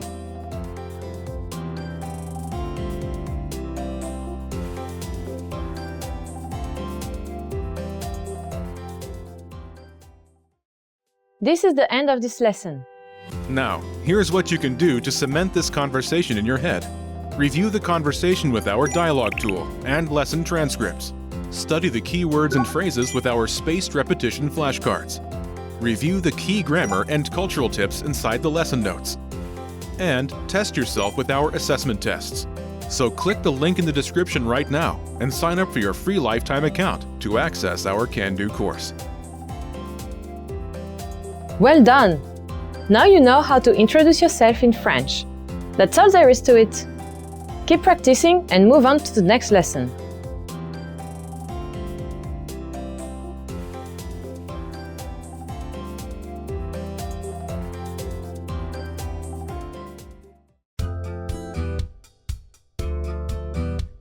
Welcome to Can Do French by FrenchPod101.com. Bonjour à tous, je suis Lia Mercier. Hi everyone, I'm Lia Mercier. In this lesson, you'll learn how to tell someone where you are from in French. This is Mark Lee, and he's on a plane to France. Hugues Henry, a passenger sitting next to him, asks, "Where are you from?" D'où venez-vous? Listen to the conversation and focus on Mark's response. Note, the speakers in this conversation use formal French. Ready? D'où venez-vous? Je viens de New York. Once more with the English translation. D'où venez-vous? Where are you from? Je viens de New York. I'm from New York.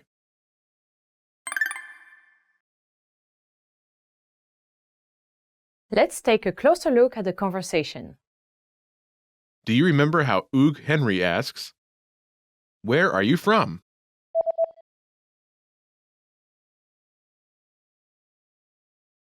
D'où venez-vous?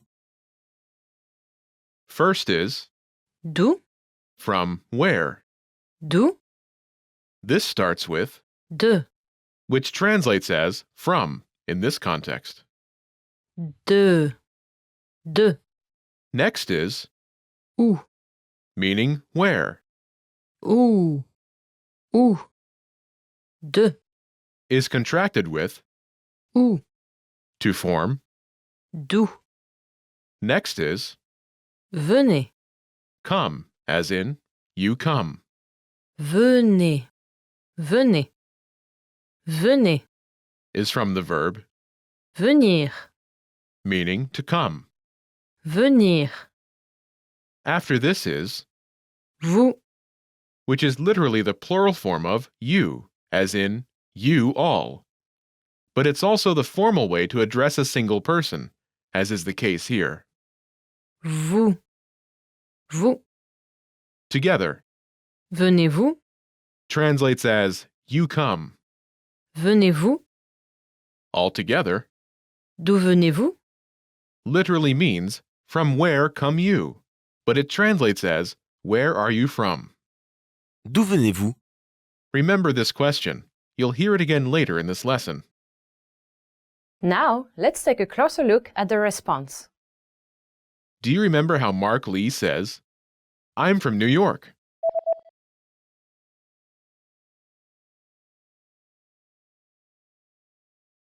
Je viens de New York.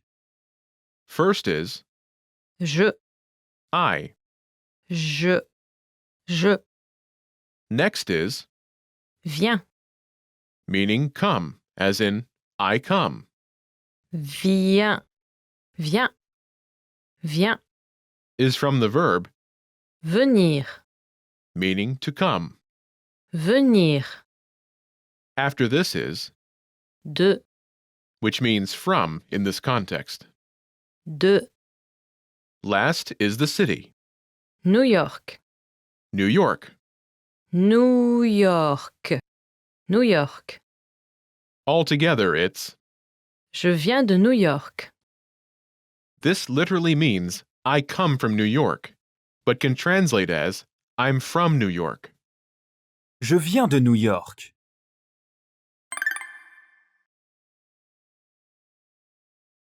The pattern is Je viens de city name. I'm from city name. Je viens de city name. To use this pattern, simply replace the city name placeholder with the name of your hometown. Imagine you're from Sydney. Sydney. Sydney. Sydney. Say, I'm from Sydney. Ready?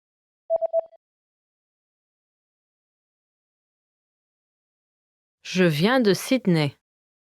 I'm from Sydney. Je viens de Sydney. When talking about where you're from, de is used before feminine nouns. All cities are feminine in French, so when talking about your hometown or home city, use de. You can also use this pattern with countries. However, countries can be either masculine or feminine. If you use this pattern with a country name that's masculine, use du instead of de. For example, je viens de France. France, France, is feminine. Je viens du Japon. Japon, Japan, is masculine.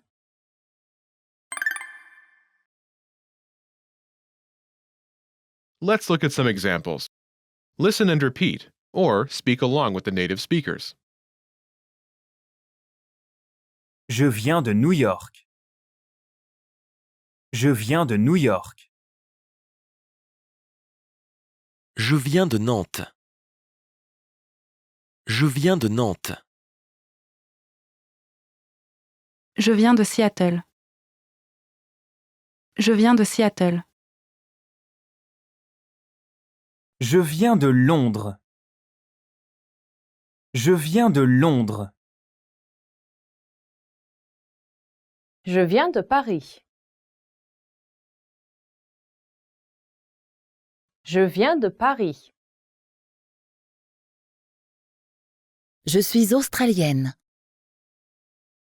Je suis australienne. Did you notice how the last speaker uses a different pattern?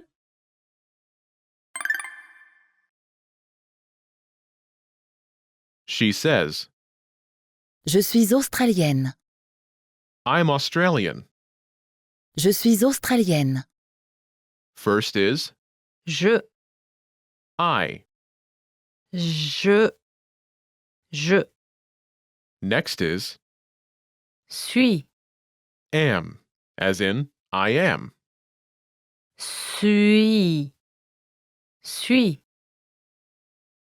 suis, Is from the verb, être, meaning to be. être,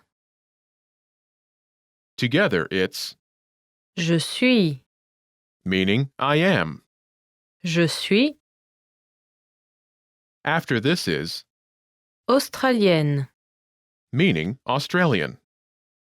australienne, australienne, Note, australienne, is feminine. This pattern is, je suis, nationality, I'm nationality. je suis, nationality. In Mia Martin's case, she uses the feminine adjective Australienne, to describe herself. Je suis australienne. In the case of a male speaker from Australia, he would use a masculine adjective australien, to describe himself. Je suis australien. I'm Australian. Je suis australien. You should be aware of this pattern, but for this lesson, we'll use the pattern je viens de, city name, I'm from city name. je viens de, city name.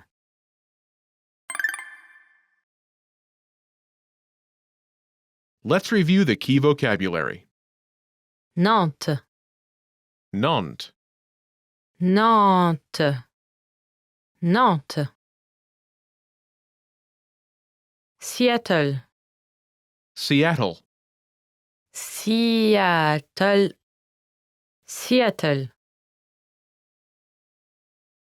Londres, London, Londres, Londres. Paris, Paris, Paris, Paris.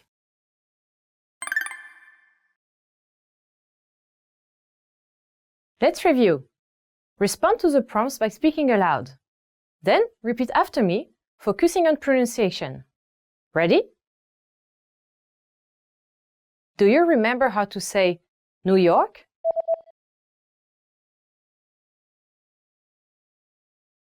New York. New York. And how to say from New York?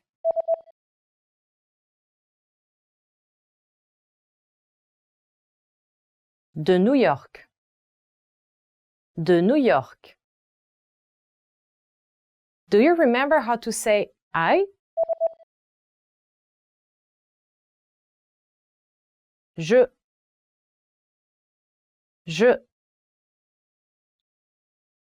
Do you remember how Mark Lee says, I'm from New York?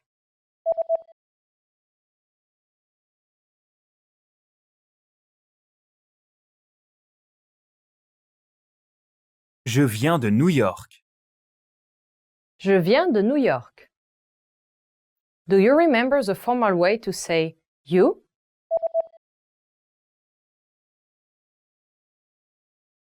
Vous. Vous. And how to say from where?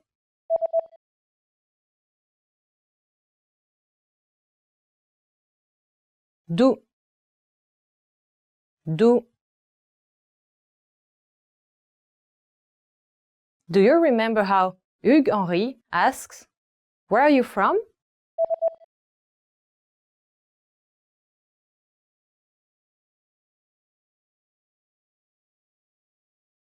D'où venez-vous? D'où venez-vous? Do you remember how to say London? Londres. Londres. Do you remember how to say Seattle? Seattle. Seattle. Do you remember how to say Paris?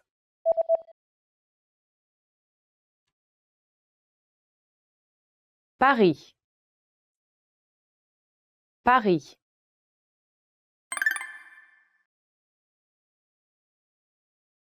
Let's practice. Imagine you're Jack Jones from London. Respond to Hugues Henry's question. Ready? D'où venez-vous?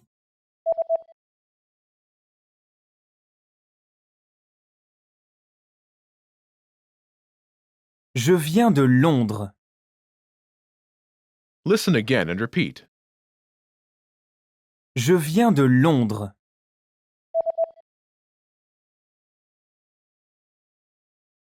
Je viens de Londres. Let's try another. Imagine you're Emma Auge from Seattle. Ready? D'où venez-vous?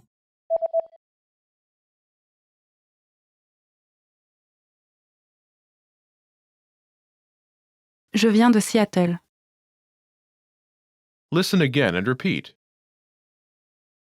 Je viens de Seattle.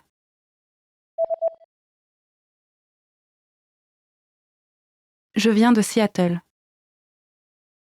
Let's try one more. Imagine you're Liam Mercier from Paris. Ready? D'où venez-vous?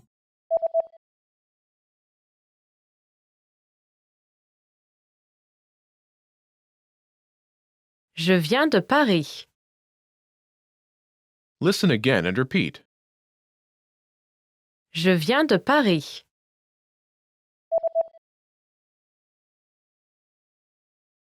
Je viens de Paris. This is the end of this lesson. Remember, these can-do lessons are about learning practical language skills. What's next? Show us what you can do. When you're ready, take your assessment. You can take it again and again, so try anytime you like. Our teachers will assess it and give you your results. Well done! Now you know how to tell where you are from in French. That's all there is to it. Keep practicing and move on to the next lesson.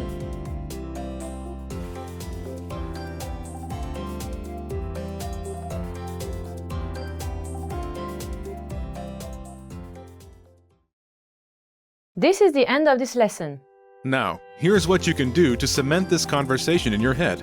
Review the conversation with our dialogue tool and lesson transcripts. Study the key words and phrases with our spaced repetition flashcards. Review the key grammar and cultural tips inside the lesson notes. And test yourself with our assessment tests. So click the link in the description right now and sign up for your free lifetime account to access our Can-Do course. Well done! Now you know how to tell where you are from in French. That's all there is to it. Keep practicing and move on to the next lesson.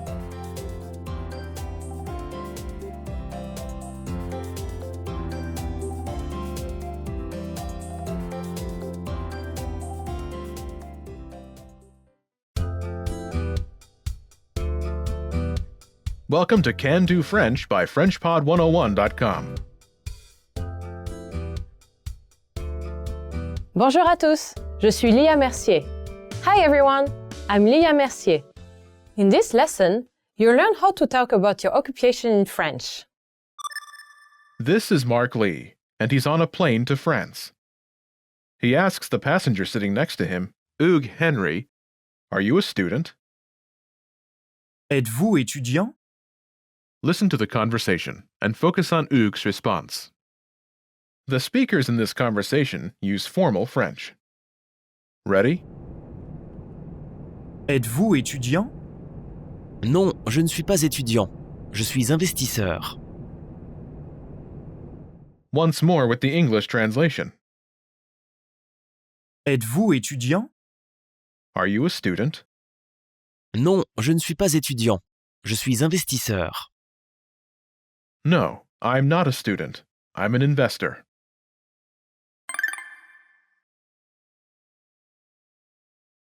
Let's take a closer look at the conversation. Do you remember how Mark asks, "Are you a student?"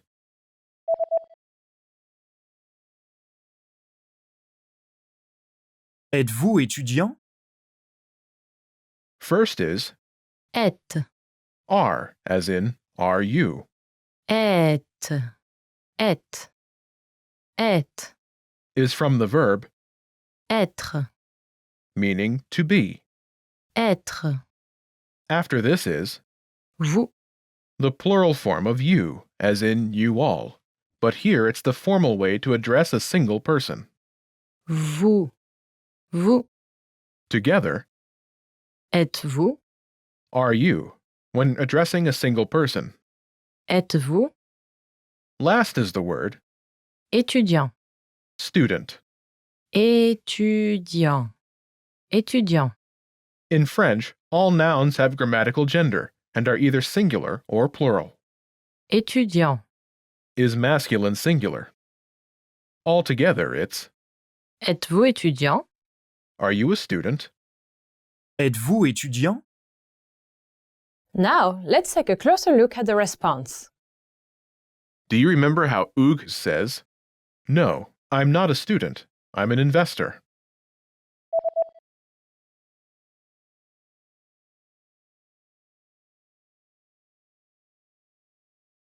Non, je ne suis pas étudiant. Je suis investisseur.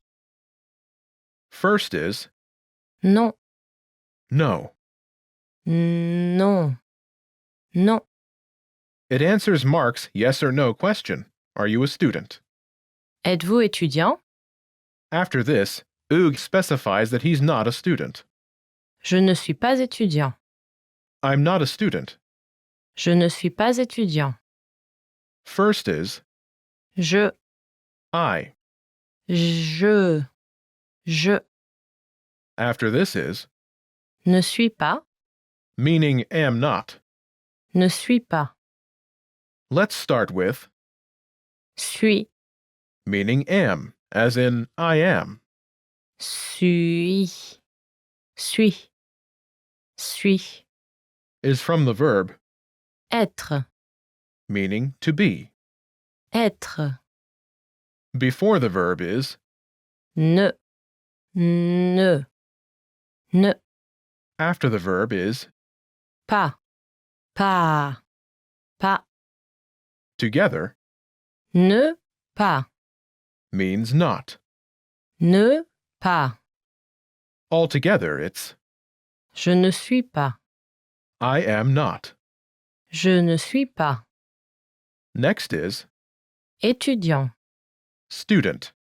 étudiant. Altogether, Je ne suis pas étudiant, I'm not a student. je ne suis pas étudiant. Hugues then tells Mark his actual occupation. Je suis investisseur, I'm an investor. Je suis investisseur. First is Je. I. Next is Suis. am, as in I am. Suis.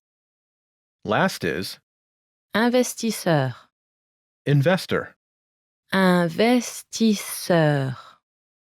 Investisseur. The word Investisseur. is a masculine singular noun. Together, Je suis investisseur. I'm an investor. Je suis investisseur. All together, Non, je ne suis pas étudiant. Je suis investisseur. no, I'm not a student. I'm an investor. Non, je ne suis pas étudiant. Je suis investisseur.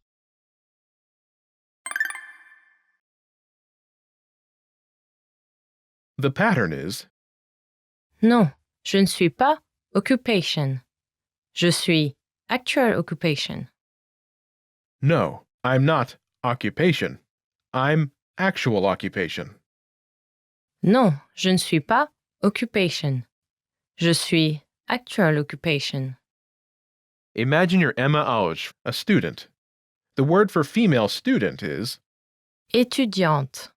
Étudiante. Étudiante. Ook asks if you're a teacher.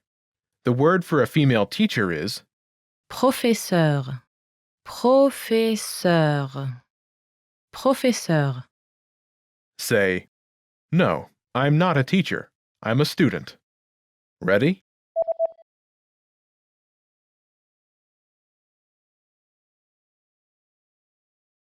Non, je ne suis pas professeur, je suis étudiante.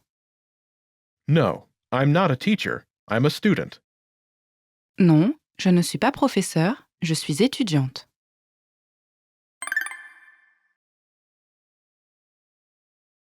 Let's look at some more examples. Listen and repeat or speak along with the native speakers. Non, je ne suis pas étudiant. Je suis investisseur. Non, je ne suis pas étudiant. Je suis investisseur. Non, je ne suis pas professeur, je suis étudiante. Non, je ne suis pas professeur, je suis étudiante. Non, je ne suis pas professeur. Je suis ingénieur. Non, je ne suis pas professeur. Je suis ingénieur. Non, je ne suis pas infirmière. Je suis médecin. Non, je ne suis pas infirmière. Je suis médecin. Non, je ne suis pas étudiante. Je suis professeur. Non, je ne suis pas étudiante. Je suis professeur. Non, je suis barista. Non, je suis barista. Did you notice how the last speaker omits part of the response?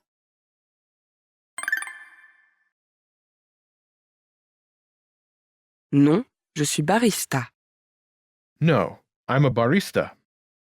Non, je suis barista.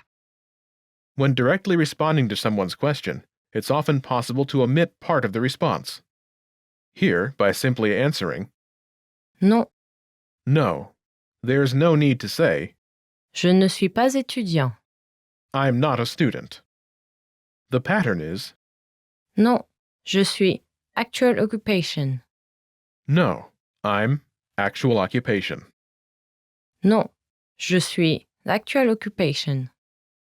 You should be aware of this pattern, but for this lesson, we'll use the pattern. Non, je ne suis pas occupation. Je suis actual occupation. No, I'm not occupation. I'm actual occupation. Non, je ne suis pas occupation. Je suis actual occupation.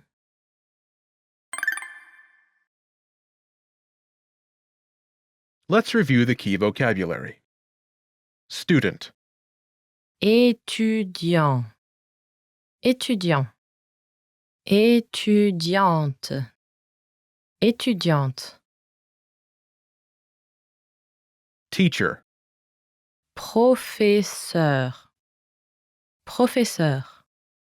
Professeur. Professeur. Engineer. Ingénieur. Ingénieur. Ingénieur. Ingénieur. Nurse. Infirmier. Infirmier. Infirmière. Infirmière. Médecin. Doctor. Médecin. Médecin. Barista. Barista. Barista. Barista.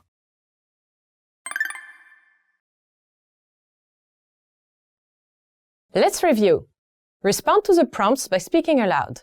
Then, repeat after me, focusing on pronunciation. Ready? Do you remember the word for a male investor? Investisseur. Investisseur. And how to say I? Je. Je. Do you remember how Hugues says, I'm an investor?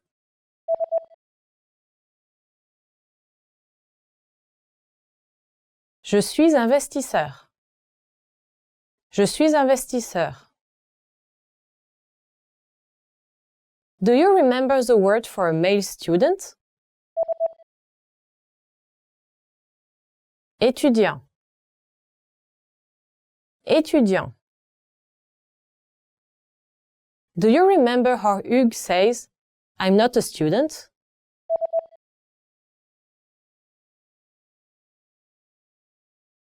Je ne suis pas étudiant. Je ne suis pas étudiant. Do you remember how Hugues Henry says, I'm not a student, I'm an investor?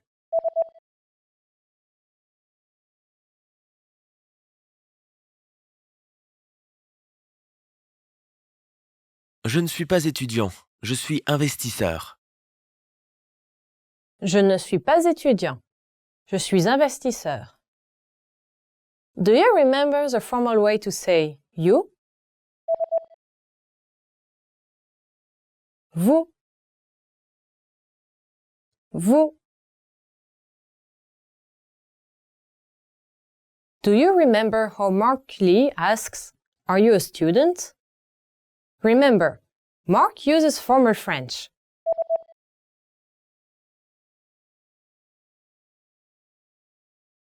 Êtes-vous étudiant? Êtes-vous étudiant?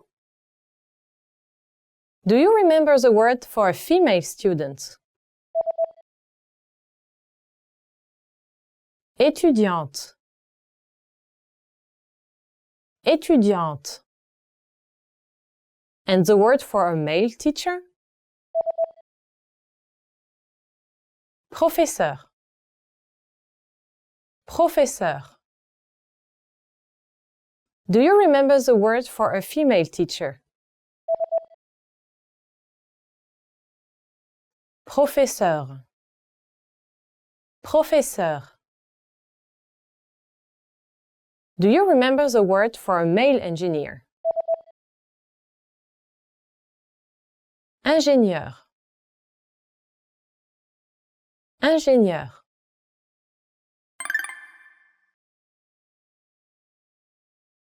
Let's practice. Imagine you're Mark Lee and you're an engineer. Respond to Hugues' question. Ready? Êtes-vous professeur?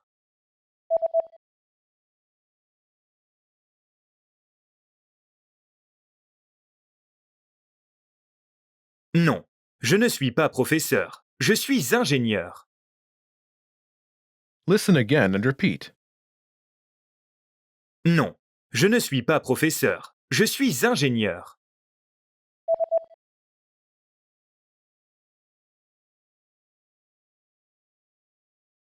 Non, je ne suis pas professeur, je suis ingénieur. Let's try another. Imagine you're Leah Mercier, and you're a teacher. Ready? Êtes-vous étudiante?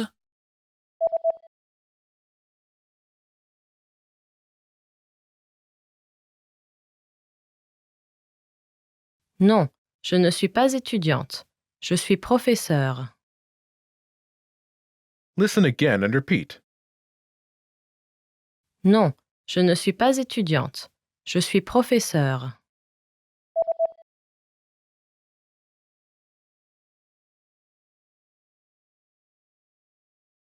Non, je ne suis pas étudiante. Je suis professeure. Let's try one more. Now, imagine you're Emma Auge, and you're a student. Ready? Êtes-vous professeur?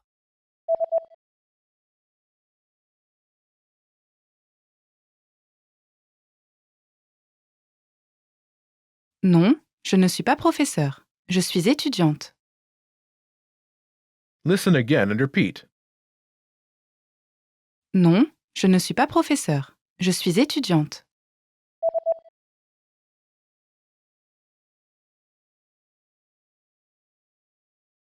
Non, je ne suis pas professeur. Je suis étudiante. This is the end of this lesson. Remember, these can-do lessons are about learning practical language skills. What's next? Show us what you can do. When you're ready, take your assessment. You can take it again and again, so try anytime you like. Our teachers will assess it and give you your results. Well done! Now you know how to talk about your occupation in French. That's all there is to it. Keep practicing and move on to the next lesson.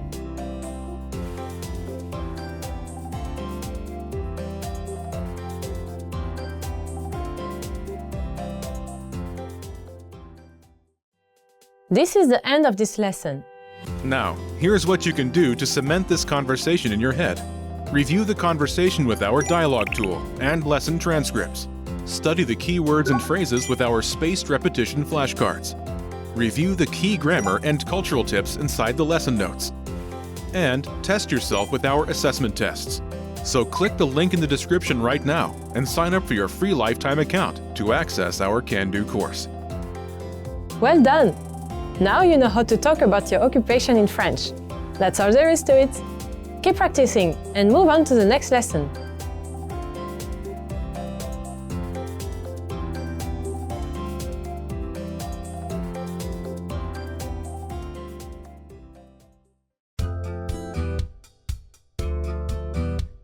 Welcome to Can-Do French by FrenchPod101.com.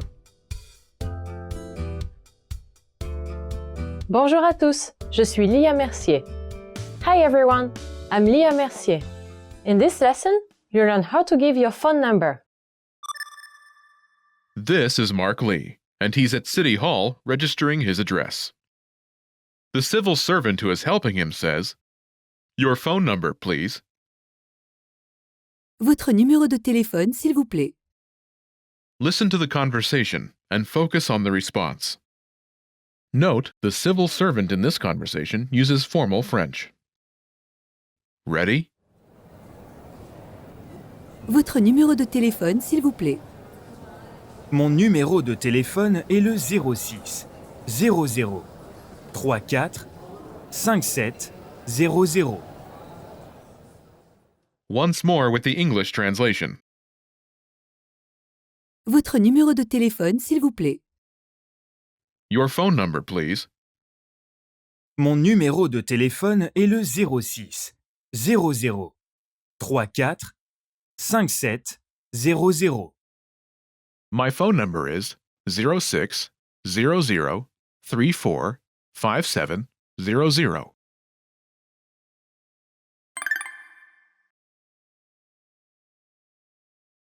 Let's take a closer look at the conversation.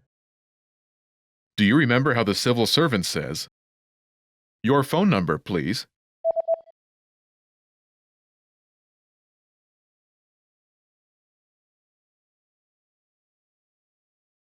Votre numéro de téléphone, s'il vous plaît. Let's start with Numéro de téléphone. meaning phone number. Numéro de téléphone. First is Numéro. number. Numéro. Numéro. In French, all nouns have grammatical gender and are either singular or plural. Numéro. Is masculine and singular. A fact that determines the form of other words in the sentence. Next is De. of in this context. De. Last is Téléphone. phone. Téléphone. Téléphone. Note. Téléphone. Translates as telephone or phone. We'll use the abbreviated version, phone, as this will include various kinds of phones, including mobile phones, landlines, and so forth. Together, it's Numéro de téléphone. this literally means number of telephone, or telephone's number, but it translates as telephone number or phone number. Numéro de téléphone. Before this is Votre. meaning your in this formal context. Votre. Votre. Note. Votre. Fundamentally means your when referring to more than one person, but it's also a formal way to say your when speaking to someone directly using formal French. Now, you might be more familiar with Ton. an informal word for your, as in Ton numéro de téléphone. your phone number. As this is a city office setting, the formal form Votre. is more appropriate. Altogether, Votre numéro de téléphone. your phone number. Votre numéro de téléphone. Last is S'il vous plaît. meaning please. S'il vous plaît. S'il vous plaît. Altogether, it's Votre numéro de téléphone, s'il vous plaît. your phone number, please. Votre numéro de téléphone, s'il vous plaît. Remember this request. You'll hear it again later. Let's take a closer look at the response. Do you remember Mark's response? My phone number is 0600345700.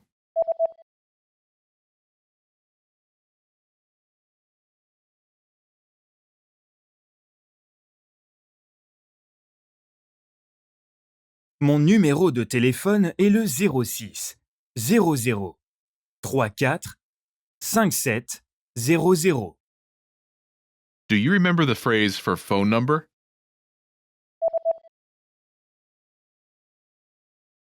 Numéro de téléphone. Phone number. Numéro de téléphone. Before this is the word Mon. my. Mon. Mon. In this sentence, Mon. is masculine and singular to agree with. Numéro. Altogether, it's Mon numéro de téléphone. my phone number. Mon numéro de téléphone. Next is Est. is, as in my phone number is. Est. Est.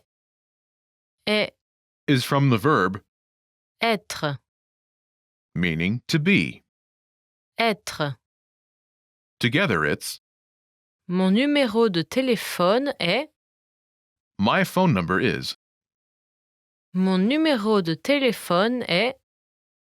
Next is Le. think of it like the in English. Le. Le. Here Le. is also masculine singular to agree with. Numéro. Note, in this sentence, the article Le. does not have a corresponding English translation. Next is Mark's phone number. 06 00 34 57 00 06 00 34 57 00. Note how Mark says his phone number. When giving your number in French, include a slight pause after each group of two numbers. Altogether, it's Mon numéro de téléphone est le 06 00 34 57 00. My phone number is 06 00 34 57 00. Mon numéro de téléphone est le 06 00 34 57 00.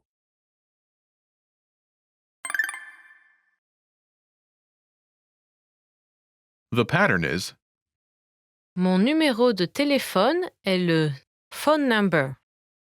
My phone number is phone number. Mon numéro de téléphone est le phone number. To use this pattern, simply replace the phone number placeholder with your phone number. Imagine your phone number is 0011223344. 0 0 1 1 2 2 3 3 4 4 0 0 1 1 2 2 3 3 4 4.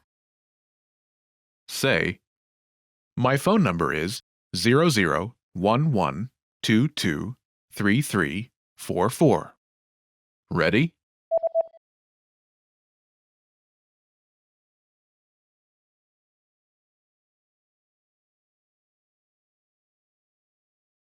Mon numéro de téléphone est le 00 11 22 33 44. My phone number is 0011223344. Mon numéro de téléphone est le 00 11 22 33 44. In France, all numbers start with 0, with the exception of emergency services.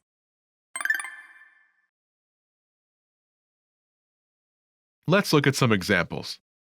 Listen and repeat, or speak along with the native speakers. Mon numéro de téléphone est le 06 00 34 57 00. Mon numéro de téléphone est le 00 11 22 33 44. Mon numéro de téléphone est le 00 99 88 77 66. Mon numéro de téléphone est le 07 9 8 7 6 5 4 3 2. 00 01 10 10 02. Did you notice how I omitted mon numéro de téléphone est le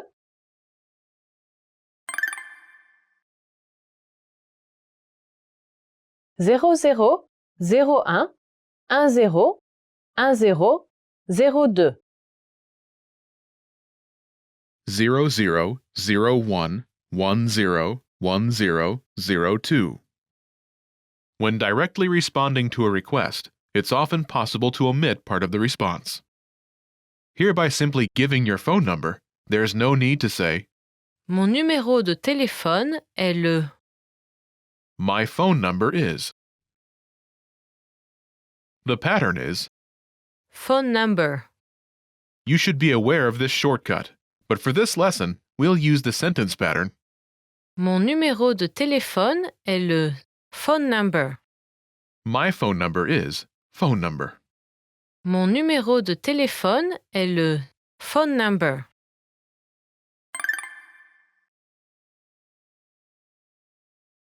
Let's review. Respond to the prompts by speaking aloud. Then, repeat after me Focusing on pronunciation. Ready? Do you remember how to say phone? Téléphone.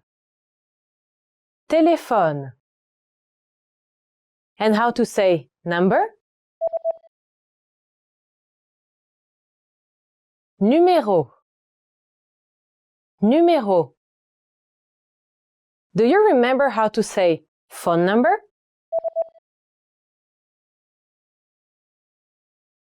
Numéro de téléphone. Numéro de téléphone. And how to say my phone number?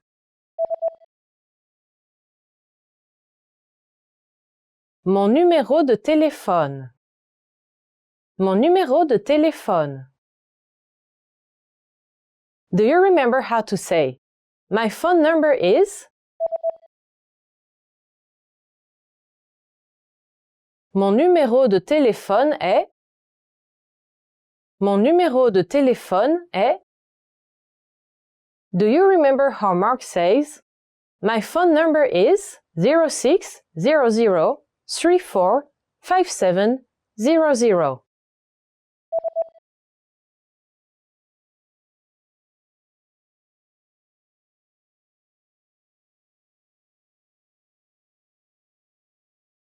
Mon numéro de téléphone est le 06 00 34 57 00.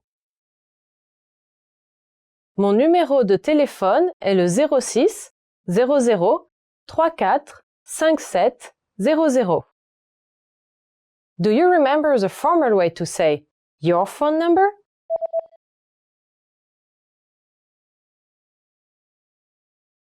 Votre numéro de téléphone.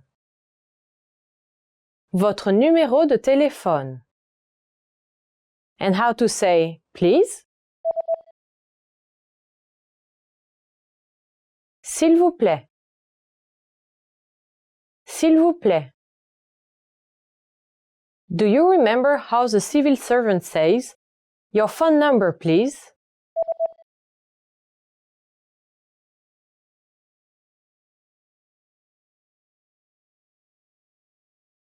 Votre numéro de téléphone, s'il vous plaît. Votre numéro de téléphone, s'il vous plaît.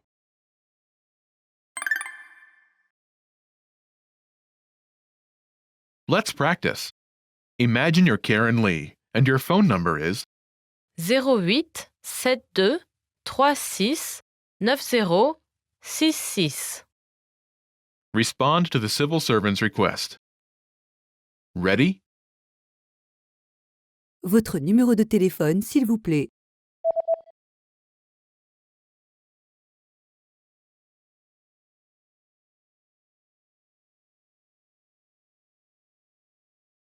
Mon numéro de téléphone est le 0 8 7 2 3 6 9 0 6 6.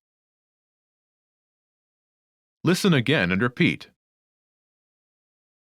Mon numéro de téléphone est le 0 8 7 2 3 6 9 0 6 6.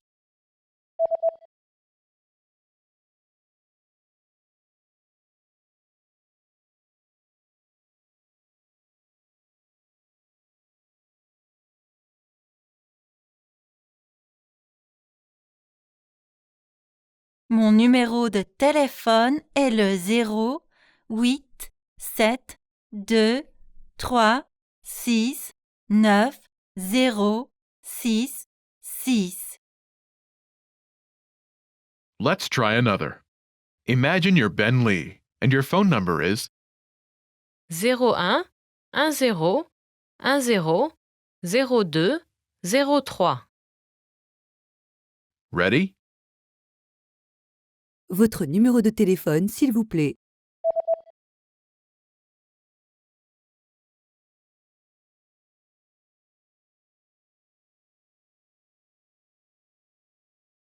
Mon numéro de téléphone est le 0 1 1 0 1 0 0, 2, 0, 3. Listen again and repeat. Mon numéro de téléphone est le 0, 1, 1, 0, 1, 0, 0, 2, 0, 3.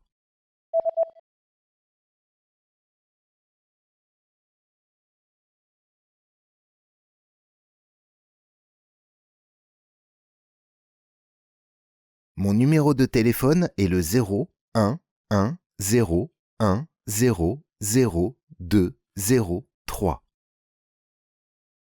Let's try one more. Imagine you're Justine Jerome and your phone number is 00 99 88 77 66. Ready? Votre numéro de téléphone, s'il vous plaît.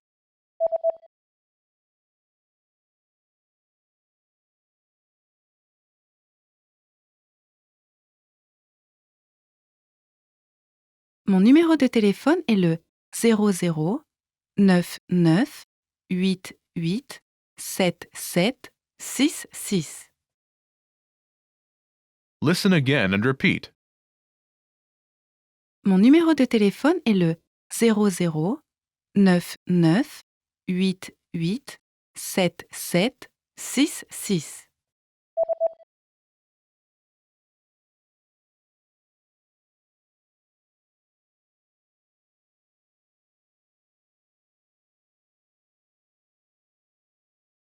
Mon numéro de téléphone est le 00 99 88 77 66.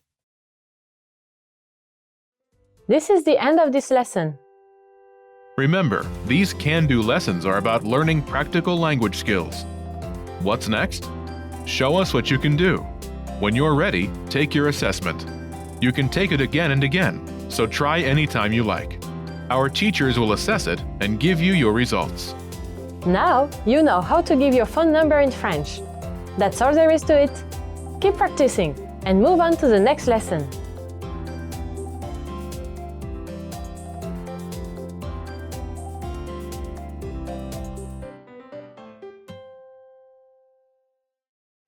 This is the end of this lesson. Now, here's what you can do to cement this conversation in your head. Review the conversation with our dialogue tool and lesson transcripts. Study the key words and phrases with our spaced repetition flashcards. Review the key grammar and cultural tips inside the lesson notes. And test yourself with our assessment tests. So click the link in the description right now and sign up for your free lifetime account to access our Can-Do course. Now you know how to give your phone number in French. That's all there is to it. Keep practicing and move on to the next lesson.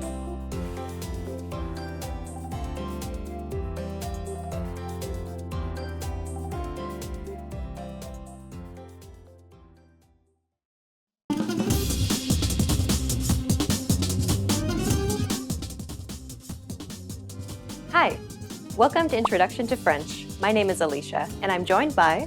Hi everyone, I'm Candice. In this series, you'll learn everything you need to know to get started learning French. That's right, and we're here to help guide you through your journey. In this lesson, you'll learn the reasons why you should start learning a new language, why you should learn French in particular, and how to get started. There are countless reasons, but perhaps the biggest one of all is that it could actually change your life. Learning a new language unlocks new pathways that are off limits to you now. There are certain things that you simply cannot do without having the technical or cultural skills that come from learning a new language. Like working or living in another country. Knowing another language provides you with greater job opportunities. You have the freedom to move to another country halfway around the world and be able to earn a living, or even better yet, build a career from it, instead of just being stuck in one place. Language allows you to visit or live in places that you may never have even considered going, simply because that wasn't a possibility for you. Knowing another language simply gives you more options to choose from. And learning a new language also helps you to be more open-minded and see the world from a new perspective. Language and culture go hand in hand. The world is a big place, and by broadening your understanding of other cultures, it allows you to be more empathetic and understanding of the many different ways that people live their lives. With language, you're able to see and experience more, which helps you to grow as a person. Learning a new language also improves your memory. Several studies have consistently shown that those who study another language have improved memory as opposed to those who didn't learn another language. Learning another language also keeps your brain healthy by significantly delaying the onset of Alzheimer's and dementia. This difference can be as much as 4 to 5 more years of quality life. And those are just some of the reasons you should learn another language. The list just goes on and on. Now you know the benefits of studying another language, but why should you learn French in particular? A good portion of the world speaks French. In fact, over 200 million people speak French across 5 continents. French is spoken in many countries around the world, and it's an official language in many countries, like Belgium, the Seychelles, Canada, Cameroon, and many more. Moreover, French is the second most widely learned foreign language after English, so the number of speakers is growing rapidly.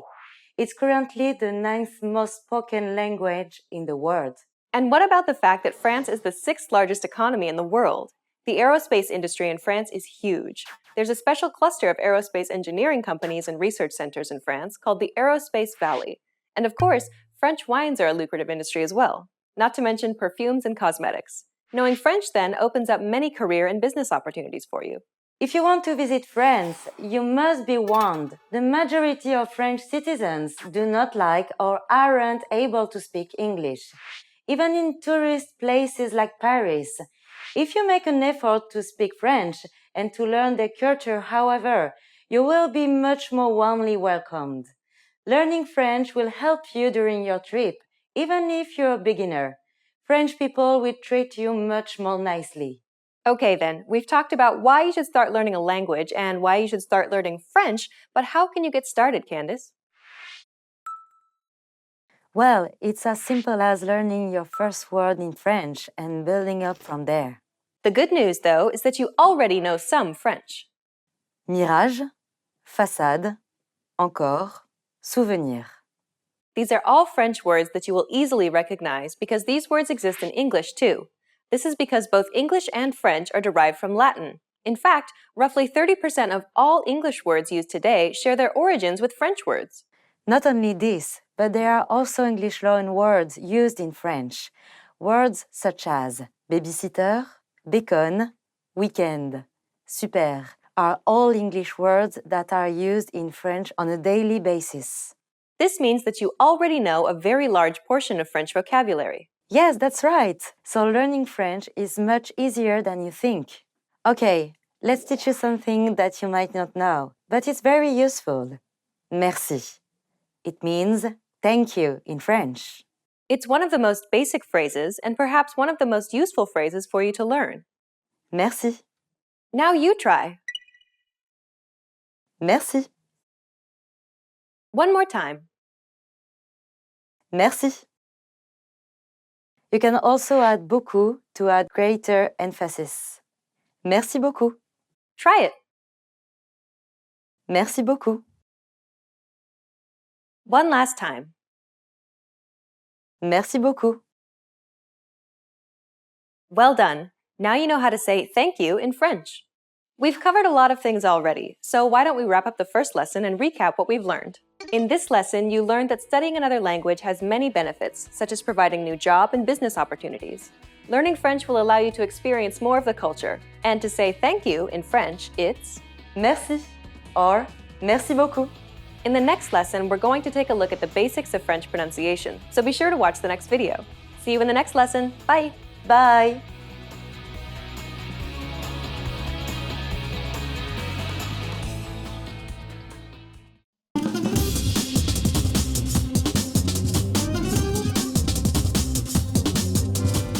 Hi!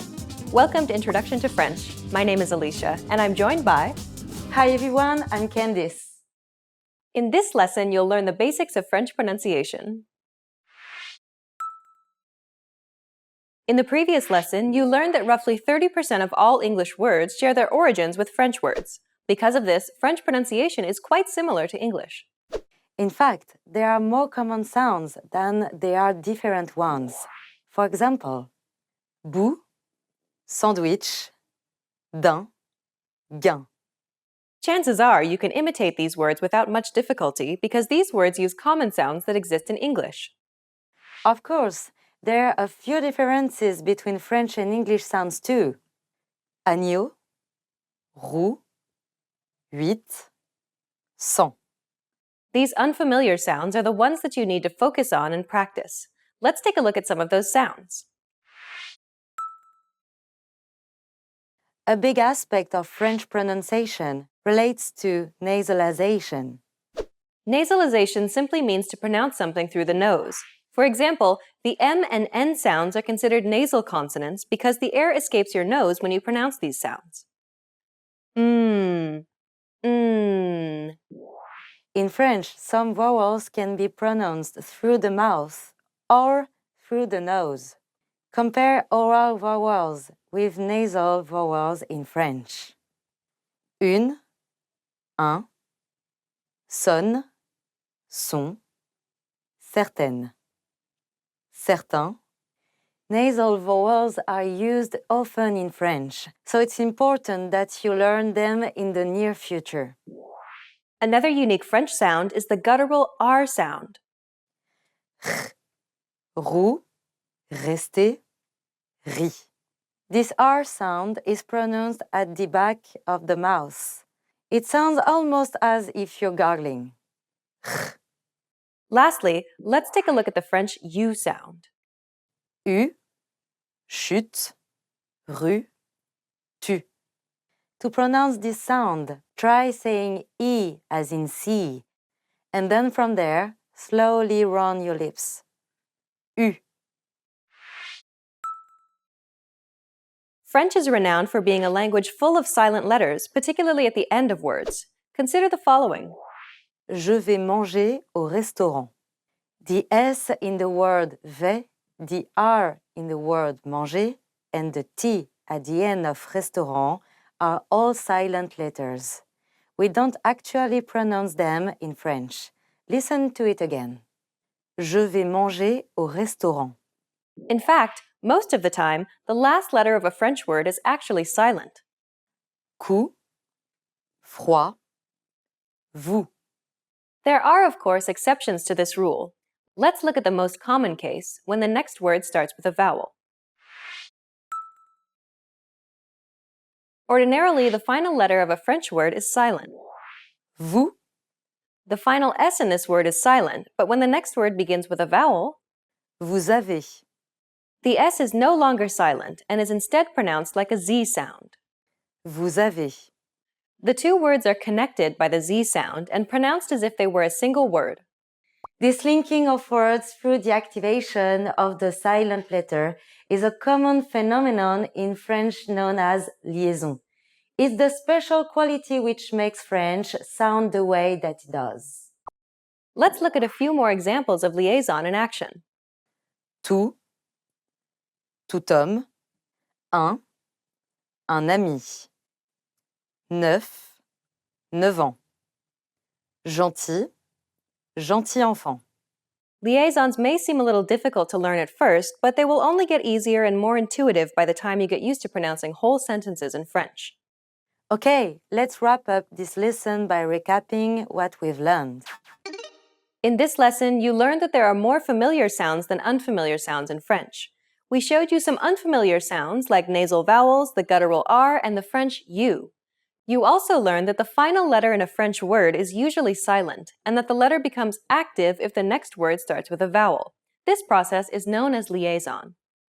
We've covered only the basics of French pronunciation. If you're interested in learning more, check out the entire course we created, named The Ultimate Guide to French Pronunciation. In that course, we cover and break down every single sound in the French language, showing you mouth and tongue positioning and giving you tips to help you perfect your French pronunciation.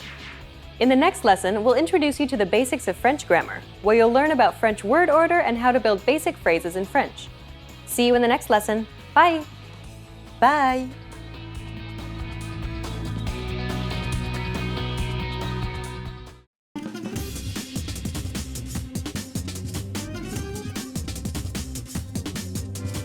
Hi! Welcome to Introduction to French. My name is Alicia, and I'm joined by... Hi everyone, I'm Candice. In this lesson, you'll learn the basics of French grammar.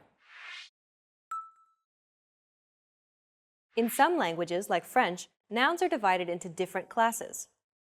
For example, French divides nouns into two classes using gender, masculine and feminine.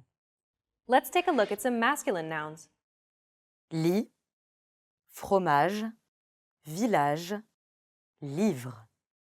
Now, feminine nouns. Cuillère, bout, revue, syllabe. There are some rules for learning the gender of French nouns, but they're quite complex. Many consider the designation of gender to be largely arbitrary, so it's likely that you'll just have to memorize them. Okay, so now you know that nouns are divided into gender classes, but why is this important? Learning gender nouns is important for forming sentences in French. For example, lit means bed in French, and it's a masculine noun. If you want to refer to the bed in a sentence, however, you need to add le before the noun. Le lit. In fact, if you want to refer to any masculine noun in French, you need to use le or un. Le fromage, le village, un livre. On the other hand, we use la and une to refer to feminine nouns. La cuillère, la boue, une revue, une syllabe. Now you know how to refer to nouns in French. Similar to nouns, French verbs can also be separated into different classes. There are 3 classes of verbs in French, and they are verbs ending in « et », manger, nager, travailler, aimer. Verbs ending in « ir », finir, ralentir, réagir. And verbs ending in « re », voir, and « ir », mourir, recevoir, lire. Each class of verbs will be conjugated differently when used in a sentence. Let's take a look at a few examples to see how they differ. To swim is nager in French, and it comes from the first group because it ends in et. I swim in the present tense would be Je nage. Past tense would be Je nageais. And the future tense would be Je nagerai. Let's compare that to a verb in group 2. To finish is finir in French, and it comes from the second group because it ends in ir. Je finis, je finissais, je finirai. Finally, a verb from group 3. To read is lire in French, and it comes from the third group because it ends with re. Je lis, je lisais, je lirai. We'll teach you how to properly conjugate verbs of different classes in future lessons. For now, just know that there are 3 different categories of verbs in French. Okay, now you know about nouns and verbs in French. Let's learn how to form basic sentences in French. Forming sentences in French is quite simple, especially for English speakers, as French uses the same word order as English. Consider the following example. Le garçon mange un gâteau. In English, this sentence means the boy eats a cake. If we break down the French sentence, we can see that the order matches the English sentence one-to-one. Le, de, garçon, boy, mange, eats, un, gâteau, cake. We can create basic sentences in French simply by exchanging English words for French words. Notice how we use un here, because gâteau is a masculine noun. If the object had been a feminine noun, we'd have used une instead. We can create any basic sentence in French by starting with a subject, in this case, the boy. Le garçon. Then follow it with a verb, eats, mange. And finally, end with the object, the cake. Un gâteau. As you can see, the word order in French is just like English. Finally, let's learn how to create negative sentences in French. Negating sentences in French is simple. Simply add ne before the verb and pas after it. J'ai, Je n'ai pas. J'aime lire. Je n'aime pas lire. Juliette mange. Juliette ne mange pas. You can negate any basic sentence in French this way. Well done! Let's wrap up this lesson by recapping what we've learned. In this lesson, you learned that French nouns are divided into two classes, masculine and feminine. Similar to nouns, French verbs are divided into three groups. French uses the same subject, verb, object, word order like English. And finally, you learned how to negate sentences in French. We've covered only the very basics of French grammar. If you're interested in learning more, check out our French in 3 Minutes video series. In that course, we teach you useful phrases while covering the fundamentals of French grammar, and each lesson is only 3 minutes long. In the next lesson, we'll introduce you to the basics of French writing. See you in the next lesson. Bye! Bye!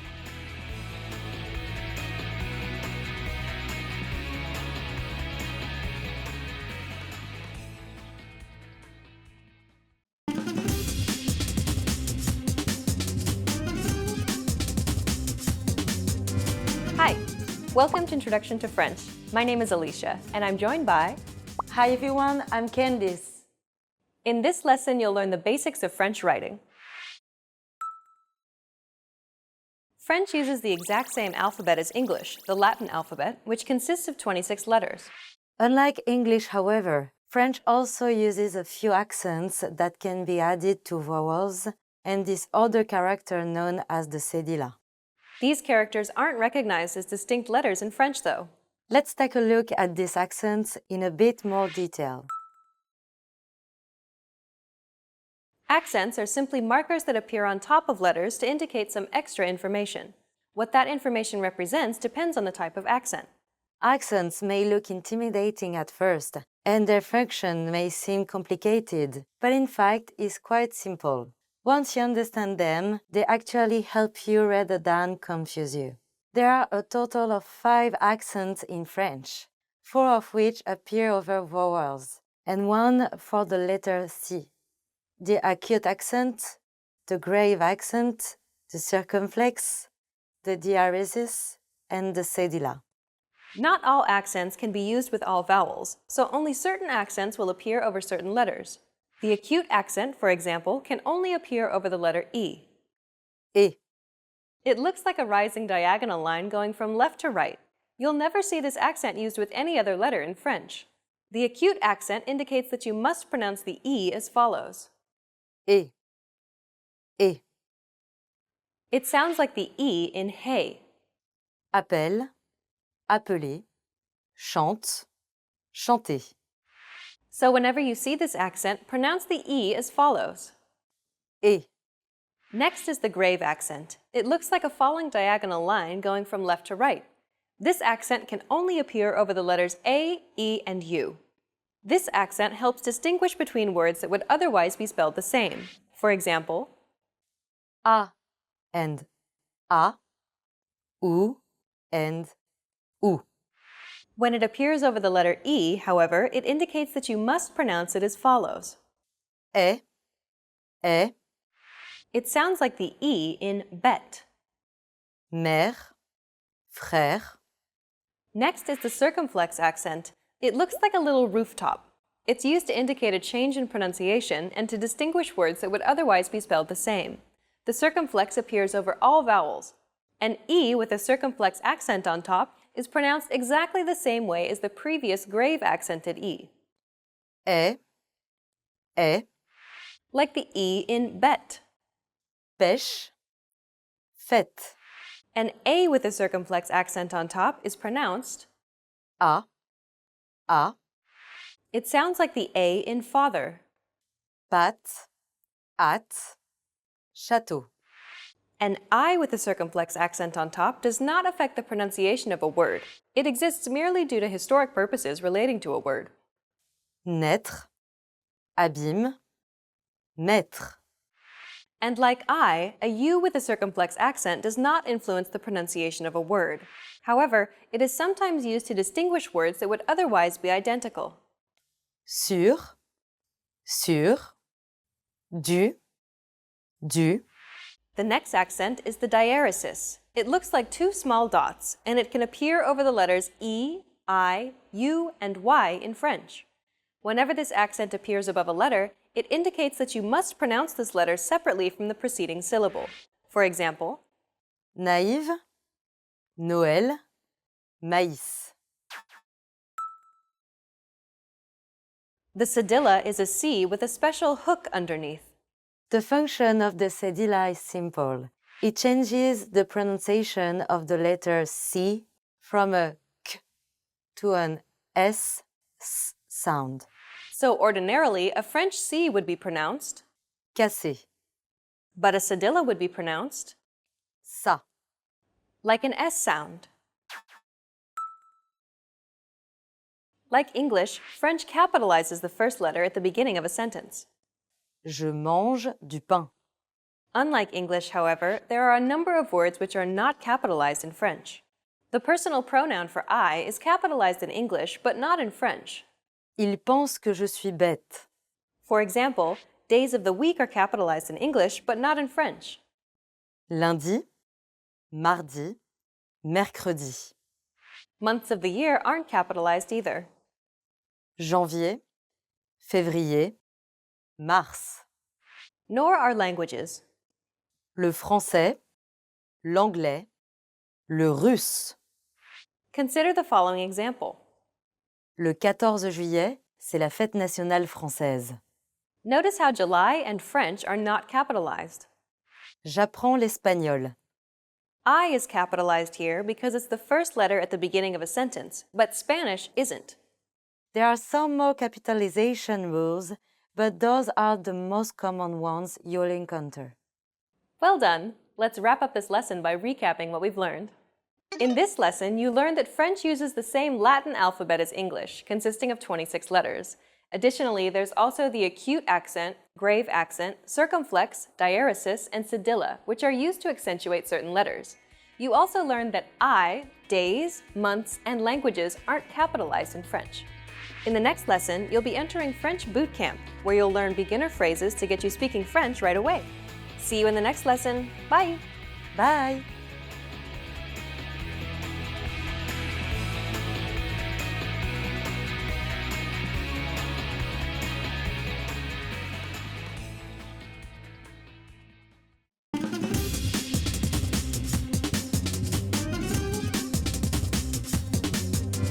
Hi! Welcome to Introduction to French. My name is Alicia, and I'm joined by... Hi everyone, I'm Candice. In this lesson, we'll focus on teaching you the most useful French words and phrases for absolute beginners.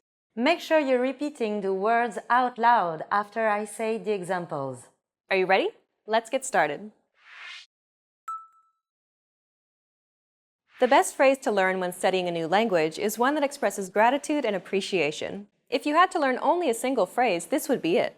We taught you this phrase in the first lesson of this series. Do you remember what it was? Merci beaucoup. It means thanks a lot. Merci beaucoup. Keep repeating after Candice until you get it.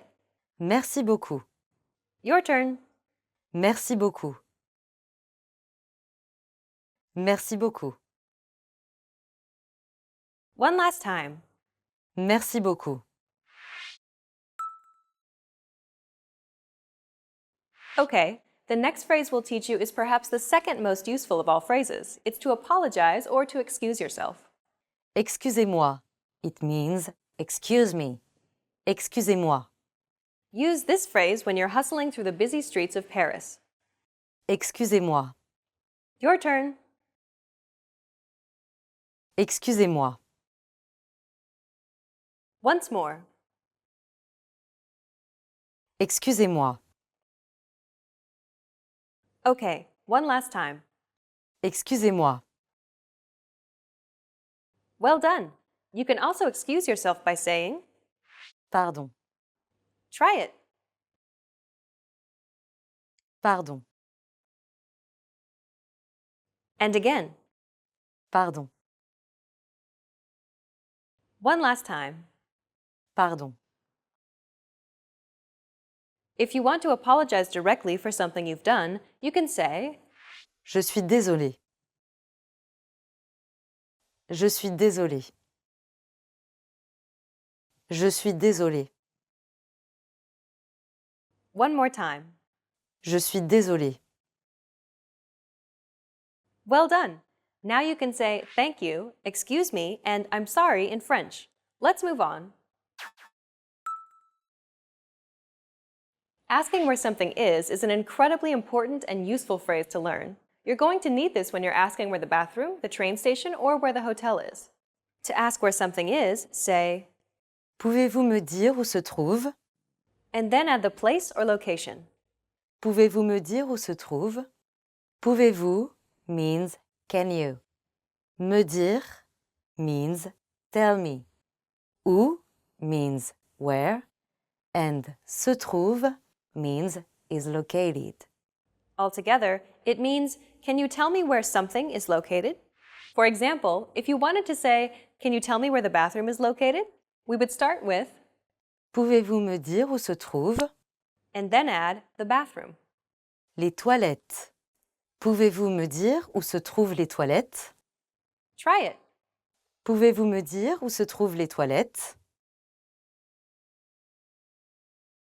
Pouvez-vous me dire où se trouvent les toilettes? For the train station, it would be, La gare. Pouvez-vous me dire où se trouve la gare? Pouvez-vous me dire où se trouve la gare? And for the hotel, L'hôtel. Pouvez-vous me dire où se trouve l'hôtel? Pouvez-vous me dire où se trouve l'hôtel? you can also add excuse me before you ask where something is to be polite. Excusez-moi, pouvez-vous me dire où se trouve l'hôtel? You can ask where anything is by saying, Pouvez-vous me dire où se trouve? and then adding the place or location. In this final lesson, you learned how to say thank you, excuse me, I'm sorry, and to ask where something is in French. And in this series, we introduced you to the basics of French pronunciation, grammar, writing, and more. Let's conclude with some parting advice from Candice and listen to some of her tips on how to learn French from a native French perspective. The best way to begin learning French is to start with simple words and build up your vocabulary. From there, you can start learning simple phrases and creating basic sentences. Don't concern yourself too much with articles and complex grammar when first starting out. Focus on stringing together words. Your goal is to communicate, and you don't have to be grammatically correct to do that. Learning basic word order and using the vocabulary that you know can get you a very long way. Remember, French uses the same subject, verb, object, word order as English. Focus on this aspect, and you'll be able to speak French in no time. Lastly, learning French, like any language, requires you to immerse yourself in the language. Exposure to the language is key. One simple thing you can do to immerse yourself is to watch contemporary French videos like our videos here at FrenchPod101.com. This will ensure that you're learning real, applicable French in the fastest way possible. You've reached the end of this course, Introduction to French, but it's only the beginning of your journey to French fluency. Where do you go from here? Try our innovative French culture series where we teach you beginner vocab and even more useful phrases. Or check out any of our other video series. We have many different categories for you to choose from. Good luck as you continue learning French, and I'll see you in another video. Bye! Bye!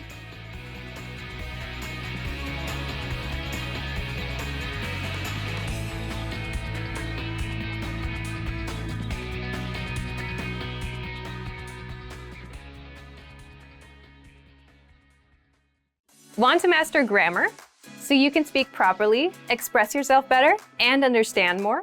In this video, I'll show you how to master grammar with our lessons and learning program. Let's begin. Number 1, listen to the lesson conversations and explanations. In every lesson, you learn a conversation. Then, our teachers break down every word and grammar rule. So you're actually learning grammar rules in the context of conversations, and you can easily see how they're used. Once you're done, review the conversation again and again to remember what you've learned. Number 2, Read the bonus explanations and tutorials. With the lesson notes, you get extra grammar explanations and examples that are not presented in the lesson. After you're done with the lesson, read the lesson notes for extra review. You can even save them as PDFs so that you can access them anytime. Number 3, leave a comment on the lesson. Once you've learned a grammar point, be sure to use it. Leave a comment in the comments section. Write some example sentences for practice. Our teachers will review your comment and give you feedback. Number 4, unlock even more grammar lessons. If you want to find all of the grammar lessons available, visit our lesson library. Under Category, choose Grammar. You'll get all of the pathways and lessons dedicated to helping you learn and master sentence patterns and grammar points. So, if you're ready to finally learn a new language the fast, fun, and easy way, sign up for your free lifetime account by clicking on the link in the description. Signing up takes less than 30 seconds, and you'll start speaking from your very first lesson. If you enjoyed these tips, hit the like button, share it with anyone who's trying to learn a new language, and subscribe to our channel. We release new videos every week. I'll see you next time. Bye!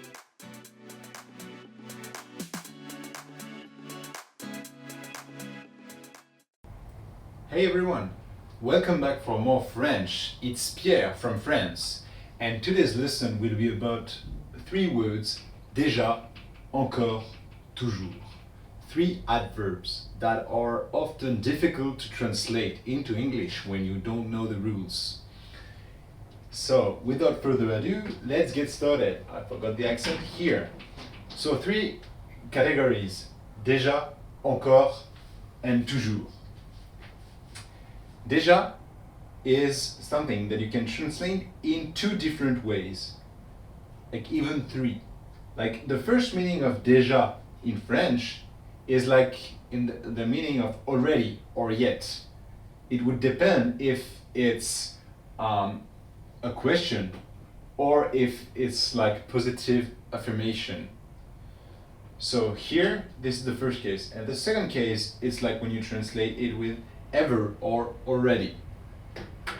So here you've got 2 different meanings, and it will depend if it's a question and if it's positive or if it's negative. This is typical with déjà, and this is the case for the 2 different meanings. So let's start with the first one. Déjà as something that means already or yet. So when you say es-tu déjà arrivé en France? Es-tu déjà arrivé en France? It means like, did you arrive yet? So I don't know why I put en France, but like, es-tu déjà arrivé? Es-tu déjà arrivé? Did you arrive yet? Es-tu déjà arrivé? Did you arrive yet? So here, déjà, it's yet. When you add the question in English and you use yet in the question, you have to translate it by déjà. Did you arrive yet? Es-tu déjà arrivé? But if you want to answer these questions in English, you can say, if like, yeah, you did arrive, you have to say, I have already arrived. So you use already. That's why you put already here. But if you didn't arrive yet, you use, as I just said, yet. But in English, it's a bit different than in French, because here in French, you have to use déjà for the positive one. So in English, you change, you use yet arrived, and in French, it's the same. But in English, you use yet like in the questions, but in French, you have to use something different. You have to use one of those 2, encore or toujours, but with the negative form. Je ne suis pas encore arrivé. Liaison. Je ne suis toujours pas arrivé. So it means like I have not arrived yet. This is the same meaning. Pas encore and toujours pas. It's almost the same meaning. So be careful with that. The opposite of déjà in French is pas encore or toujours pas. I will explain later the real difference between encore and toujours. But for now, just remember that one of the opposite of déjà, in the case when you use déjà as yet or already, the opposite is pas encore or toujours pas. So be careful with that. So this was the first meaning of déjà, like already or yet. But there is another meaning, which is like ever or already. Again, you can see already. So when you ask in English, have you ever been to France? Have you ever been to France? You can say, yeah, I have already been to France, or no, I have never been to France. So let's get started with the question and the negative one. As you can see, in English, to show that it's negative, you add the N at ever. Have you ever been to France? I have never been to France. But in French, we don't have a word for ever. We just say déjà. Es-tu déjà allé en France? And for never, it's easy to translate. You just use jamais. It's like never is always jamais in French. So here you ask the question, es-tu déjà allé en France? I forgot the verb here. Es-tu déjà allé en France? Es-tu déjà allé en France? Es-tu déjà allé en France? Have you ever been to France? So déjà, ever, as a question. But if you want to answer like the positive way, like you want to say, yes, I have already been to France, you have to use, again, the same one. Je suis déjà allé en France. But the negative form would be jamais. So here, we've seen that déjà, like when you use a question or like a positive sentence, you use the same, you use déjà.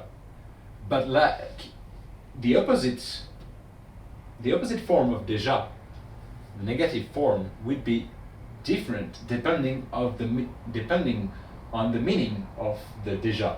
So if it's like the meaning of already yet, it's pas encore or toujours pas. But if it's the meaning of ever or already, the negative form is jamais. So please be careful. The negative form depends on the real meaning. In French, you cannot put like a negative form of déjà with just pas. You have to choose between one of these two, or one of this one, jamais, or pas encore. So déjà, again, two meanings, and depending on the meanings, different negative form. So this is all for déjà, but that's déjà suffisant. It's enough, right?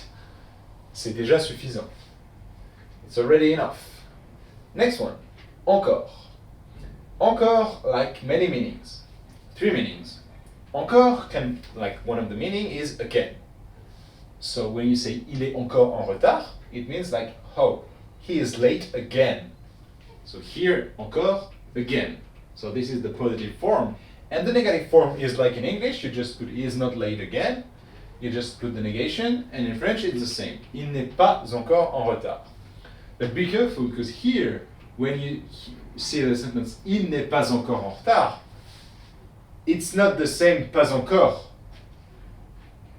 Je ne suis pas encore arrivé. So be careful with this. Like this sentence, when you see il n'est pas encore en retard, you have 2 meanings. This meanings or this meaning. So be careful, like with just this sentence you cannot guess the meaning, but with the context you can guess the meaning. So be careful, because this pas encore can be the opposite form of encore, but also the opposite form of déjà. So be careful with this. Il est encore en retard, he is late again. Usually you don't use this form a lot, but it exists, so be careful. Usually when you see pas encore, it's mainly this meaning, so just to let you know. Usually the more common sentence with encore, like the positive form, is this one. This one, not a lot, like even in English, he is not late again. You don't use that a lot, but you can say it. So here, encore en retard, he is late again. This is a kind of uneasy meaning, right? Let's move on to the next one. Encore, when it means another or more. Like if you want more coffee, je veux encore du café. I want more coffee. I want more coffee. I didn't put the English translation here because I have no space, but je veux encore du café. I want more coffee. Je veux encore du café. Here, more is encore. But here, there is another way to translate encore. Here, when you say je veux encore une tasse de café, you use another. I want another cup of coffee. So here, encore, it's like another or more. What is the difference between this? It's because in English you have like countable and uncountable objects. Like a cup of tea, you cannot count it. You can count it, but like coffee, you cannot count it. So in English, it's more when you count the object, and when you can't count the object is another. But luckily in French, for once, we have something that is easier than in English. No, here it's like just encore for the two situations. So you don't bother. Another and more, it's like encore. No matter if you can count or not the object. Je veux encore du café. Je veux encore une tasse de café. But what is the negative form of that? This is like in English, like not anymore. Like I want more coffee or I don't want coffee anymore. Like more anymore. In English, like in French, it's like you use a completely different noun, like a verb. It's plus. Je ne veux plus. Plus, it's always coupled with ne. Like it's one of the negations. Like usually the negation is ne pas in English or in French. Ne pas. Je ne veux pas travailler. Ne pas. But there is also other negations like with jamais or with plus.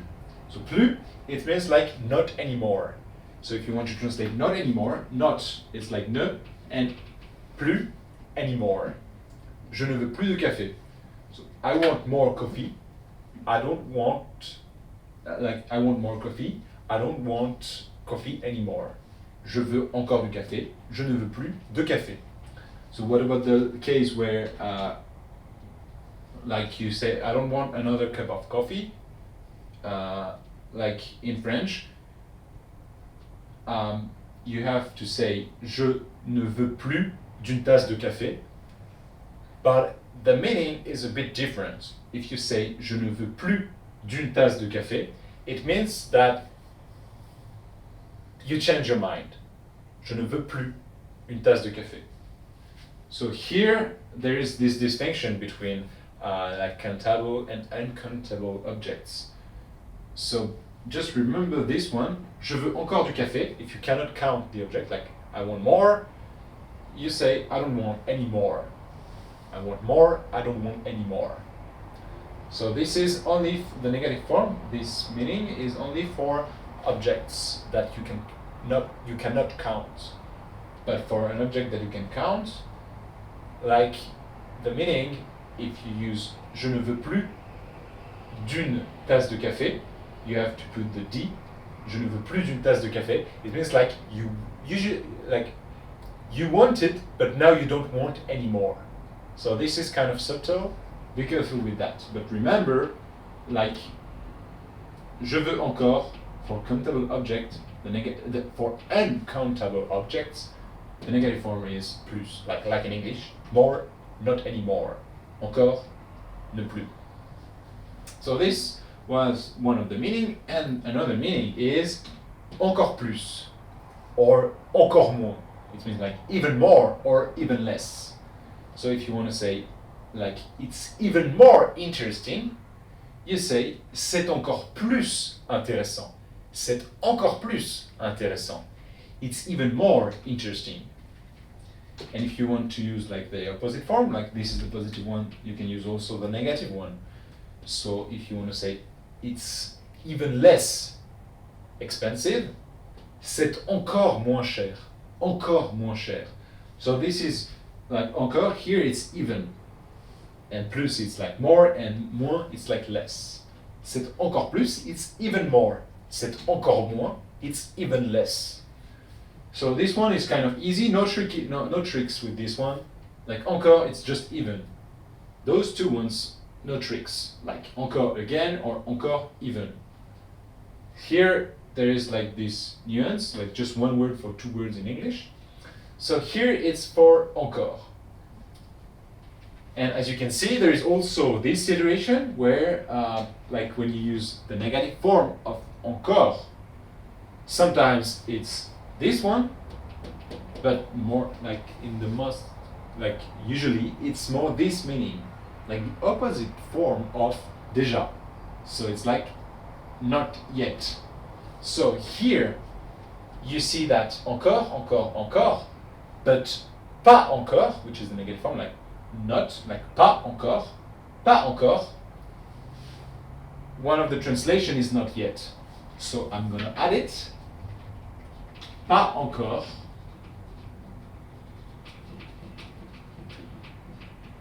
It means sometimes, and in most cases, it means not yet.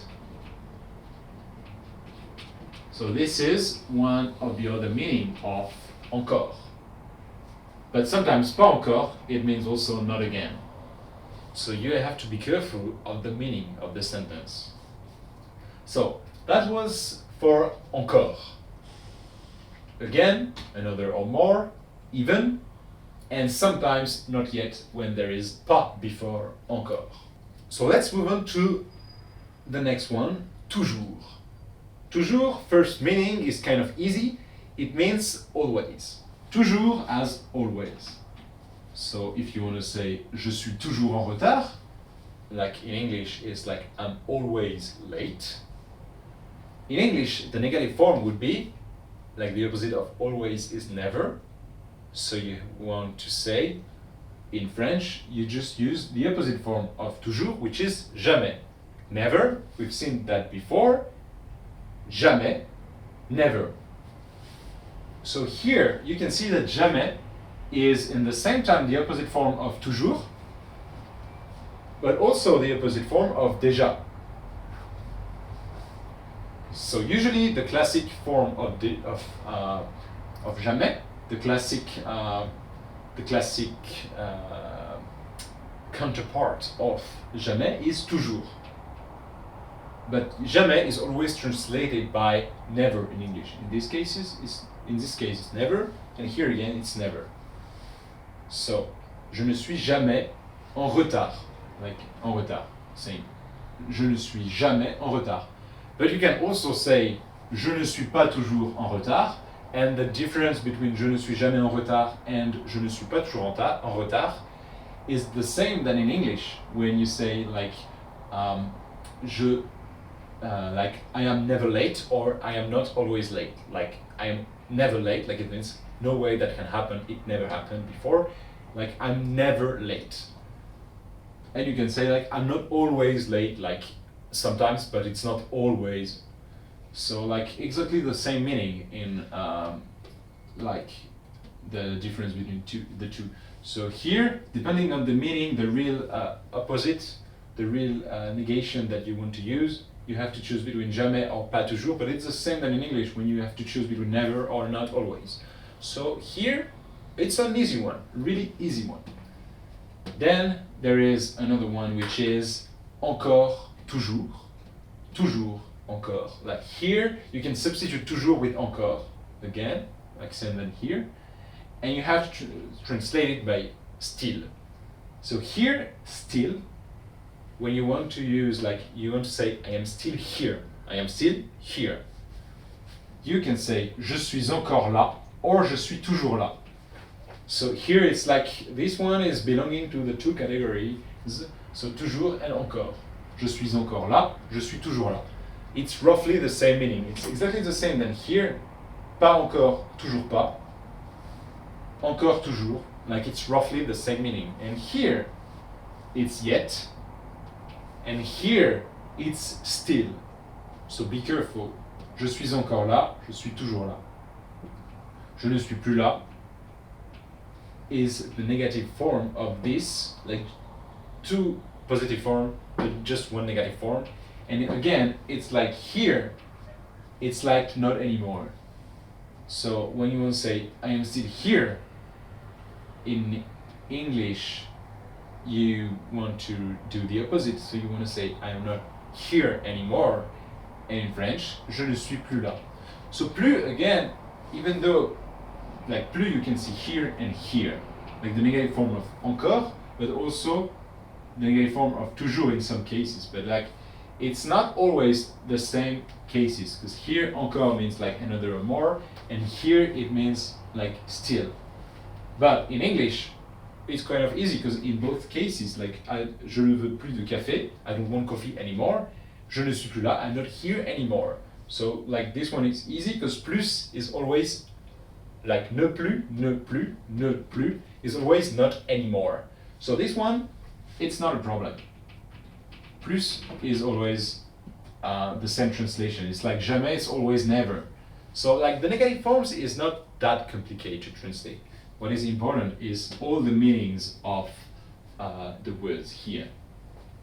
And then you have to know the opposite form, but it's like in English usually.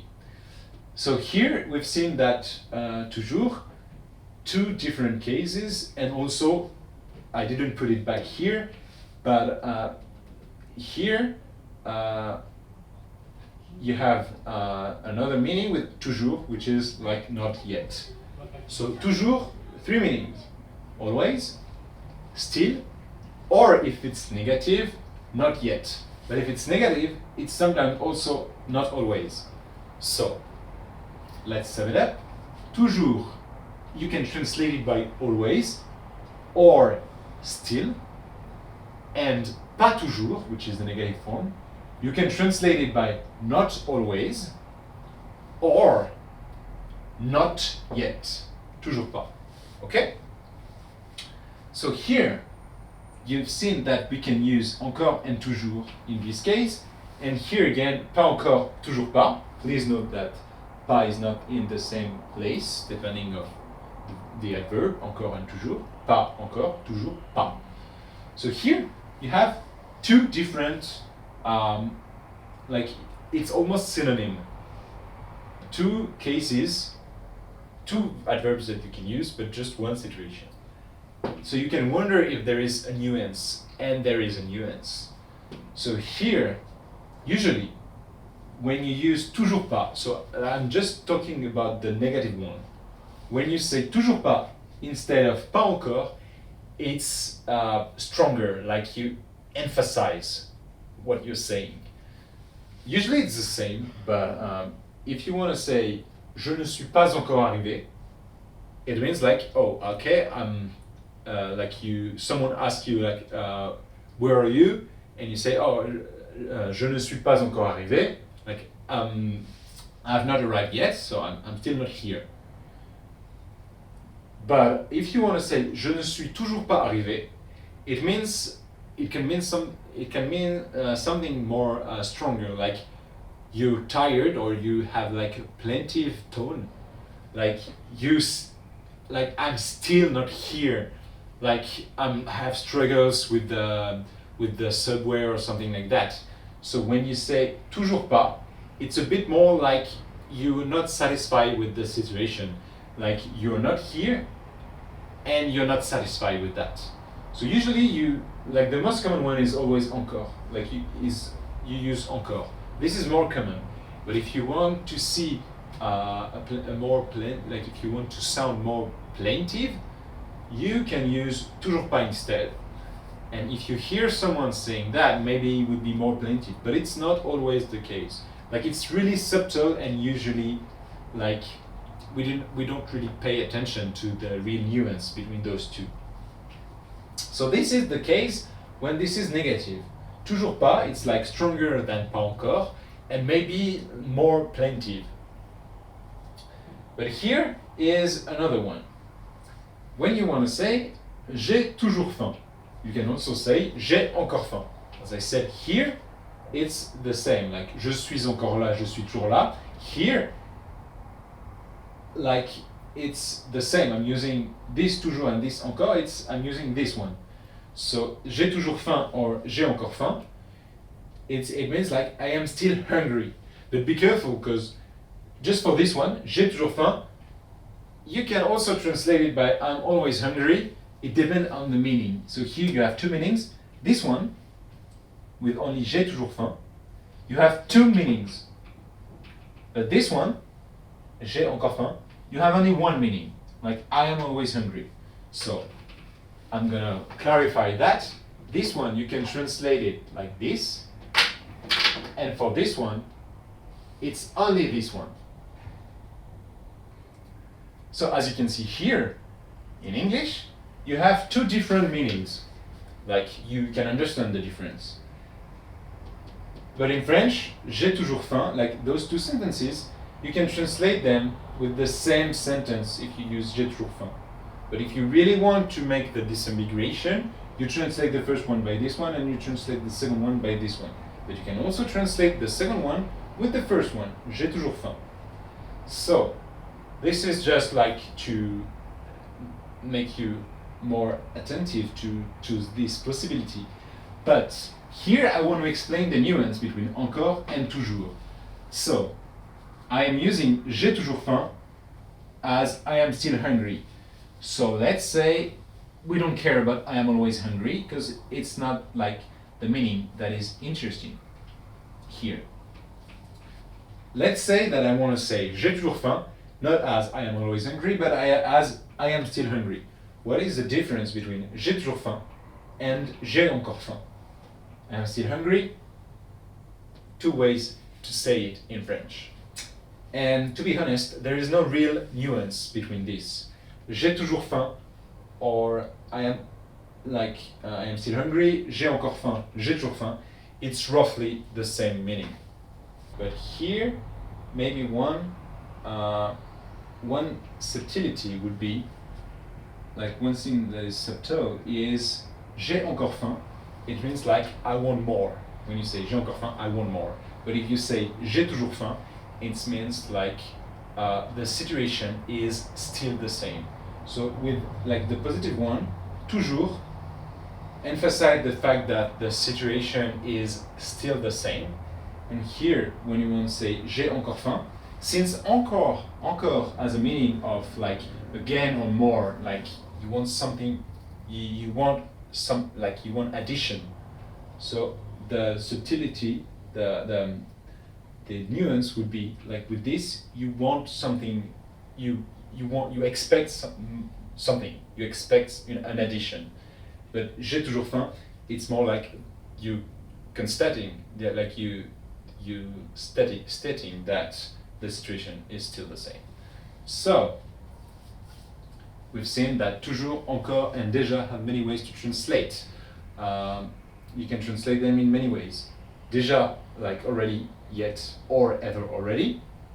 And if you want the negative form, it's like pas encore, toujours pas, or jamais. And here, like for encore, you have three meanings, again, or another more, like you want addition. Like encore implies that you want addition. Like encore plus, c'est encore plus intéressant, it's a bit different, like even more. And then for toujours, like there is the always, and there is like still, like which is kind of similar to encore. But there is also this toujours pas that you have to be careful with. Toujours. So here, toujours, please refer to this, and this. And for encore, refer to this, and also this, and this.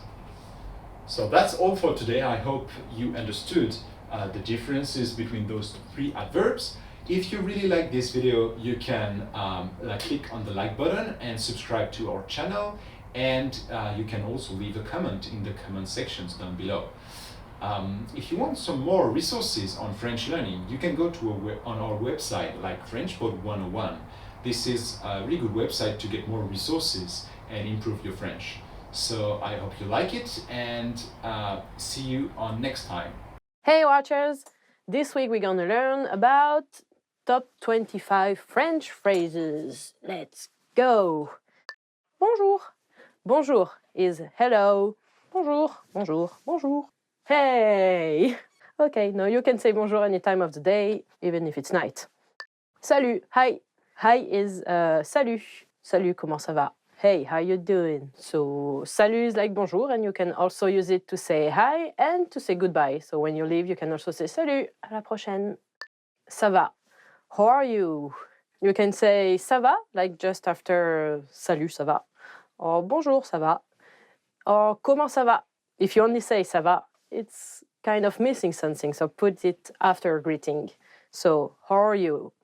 How you doing? Comment ça va? Bonsoir. Good evening. Not good night. Almost good night, but not.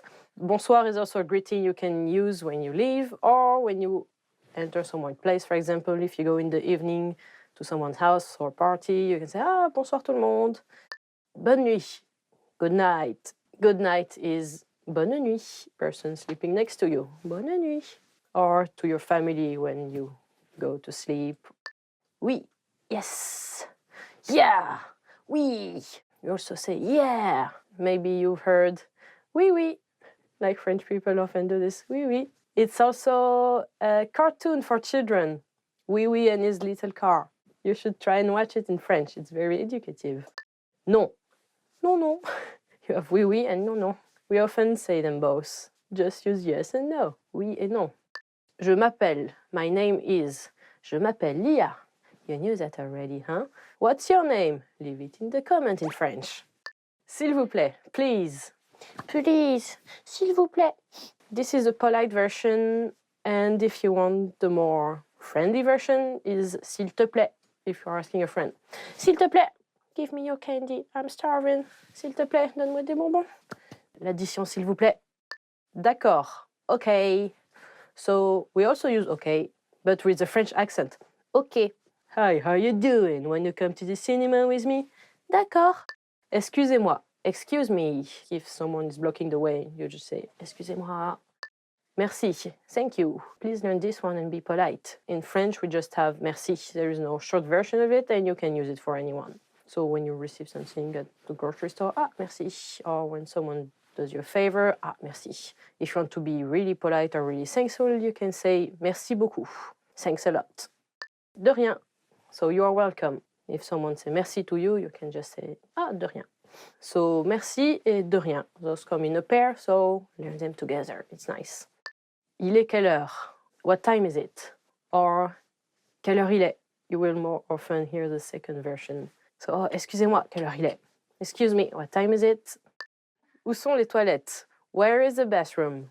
We don't have many available bathrooms in public places, and usually they are really dirty. So, or maybe if you are at someone's house, you can ask, où sont les toilettes? Enchanté, nice to meet you. Bonjour, enchanté, je m'appelle Lia. And here you have 3 of today's words together. Isn't it nice? Bonjour, je m'appelle Lia, enchanté. Comment ça va? Hi, nice to meet you. My name is Lia. How you doing? And you have all of them to greet people and start a nice conversation. So nice to meet you. Enchanté. À bientôt. See you soon. This is what I should say at the end of each video. See you soon or à bientôt. Use it when you leave. That's about it. À demain. See you tomorrow. See you tomorrow. À demain. Yeah. Au revoir. Bye bye or goodbye. Au revoir is kind of polite. You can use it with everyone as well. So if you want to be more friendly, we use like ciao. Au revoir is only for leaving. So yeah. Goodbye. Goodbye, watchers. See you next time. À bientôt. No, not yet, because I'm gonna see you guys a lot. Bien sûr. Of course. Bien sûr que c'est le cas. If you want to be sarcastic, you can say oui, bien sûr. We mostly use it this way because we like being sarcastic. So yeah, of course. Yes, yes, you are. Yes. Je peux utiliser. May I use something, something? So fill the blank with whatever you want. Can I use your pencil? Je peux utiliser ce stylo. Oui, oui. Je suis désolé. I'm sorry. Yeah, if you bump into someone, you can also use this one. Like, je suis désolé. If I bump into somebody, they won't wake up, duh. Mundo, go where it pleases. Yeah. Terminator is more like this. I'm sorry. Je suis désolé. Pourquoi? Why? Why? Pourquoi? C'est vrai? Really? C'est vrai? C'est vrai? Oh, fine. So, if you're hearing gossip and stuff, you're gonna be like, oh, c'est vrai? No, no, c'est vrai? Oh, c'est vrai? Really? Yeah. And you can use it with all the intonations. C'est vrai? C'est vrai. So the opposite of c'est vrai is c'est pas vrai. No, it's not. Or not really. Je ne comprends pas. I don't understand. Lia never understands. Lia says her name a lot, or else she forgets. happened before. When someone is speaking too fast, like I do, I'm sorry, je suis désolé. You can tell them, je ne comprends pas. Or, yeah, because they have all those fancy French words and vocabulary, you can be like, non, je ne comprends pas. At the end. So remember those main sentences and don't forget to subscribe and leave me a comment if you ne comprends pas. Bye bye, au revoir et à bientôt. Please stop it, I'm waving.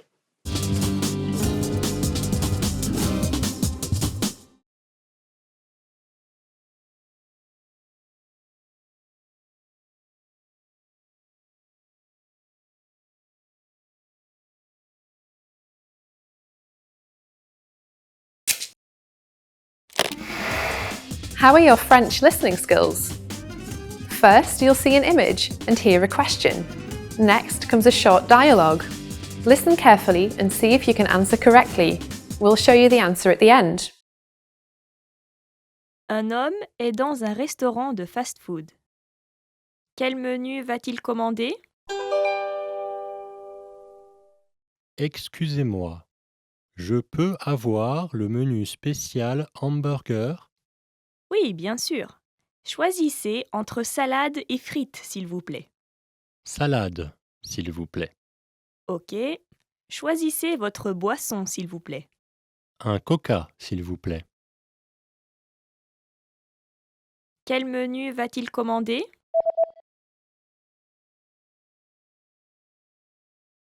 Un homme est dans un restaurant de fast-food. Quel menu va-t-il commander? Excusez-moi, je peux avoir le menu spécial hamburger? Oui, bien sûr. Choisissez entre salade et frites, s'il vous plaît. Salade, s'il vous plaît. OK.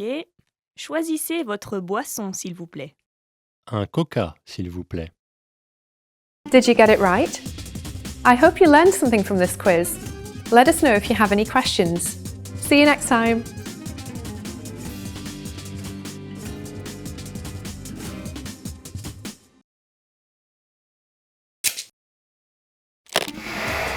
How are your French listening skills?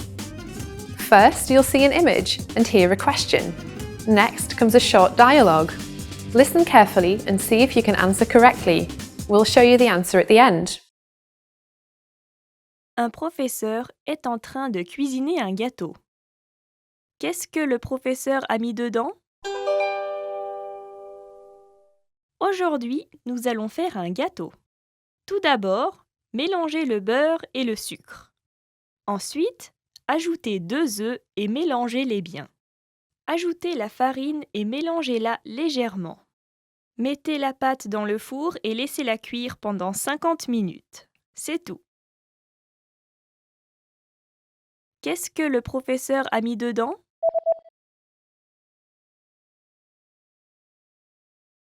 Un professeur est en train de cuisiner un gâteau. Qu'est-ce que le professeur a mis dedans? Aujourd'hui, nous allons faire un gâteau. Tout d'abord, mélangez le beurre et le sucre. Ensuite, ajoutez 2 œufs et mélangez-les bien. Ajoutez la farine et mélangez-la légèrement. Mettez la pâte dans le four et laissez-la cuire pendant 50 minutes. C'est tout. Did you get it right? I hope you learned something from this quiz. Let us know if you have any questions. See you next time.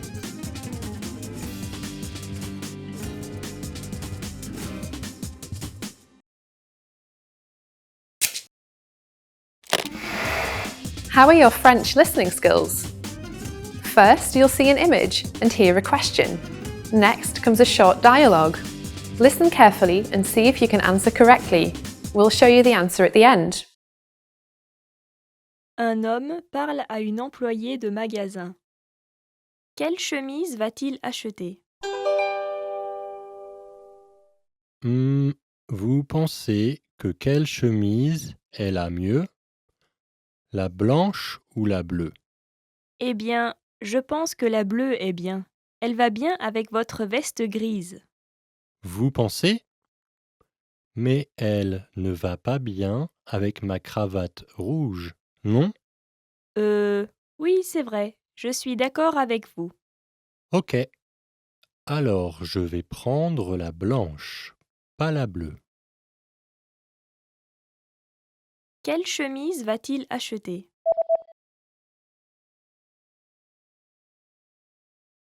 Un homme parle à une employée de magasin. Quelle chemise va-t-il acheter? Vous pensez que quelle chemise est la mieux? La blanche ou la bleue? Eh bien, je pense que la bleue est bien. Elle va bien avec votre veste grise. Vous pensez? Mais elle ne va pas bien avec ma cravate rouge, non? Oui, c'est vrai. Je suis d'accord avec vous. Ok. Alors je vais prendre la blanche, pas la bleue. Did you get it right? I hope you learned something from this quiz. Let us know if you have any questions. See you next time.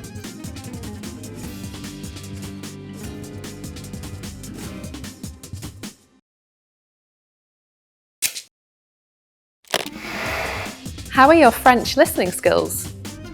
First, you'll see an image and hear a question. Next comes a short dialogue. Listen carefully and see if you can answer correctly. We'll show you the answer at the end. Un homme et une femme parlent. Que vont-ils faire en premier? Que voulez-vous faire aujourd'hui? Je veux aller voir un film. Ok. Moi, je veux regarder un match de baseball à la télé. Je veux aussi aller faire du shopping. Le match de baseball commencera à 1h de l'après-midi. Ok, donc allons voir le film d'abord et ensuite vous pourrez regarder le match de baseball. Très bien. Et nous allons faire du shopping ce soir. Que vont-ils faire en premier?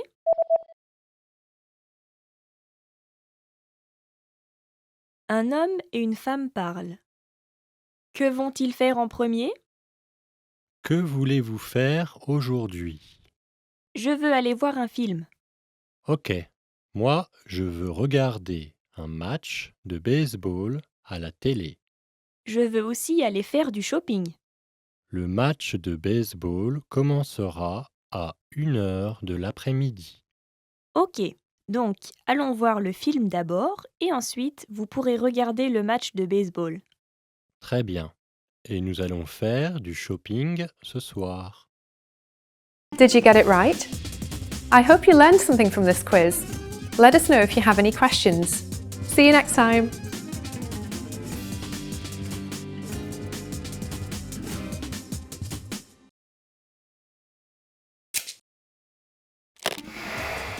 Hi everyone, I'm Gabriella.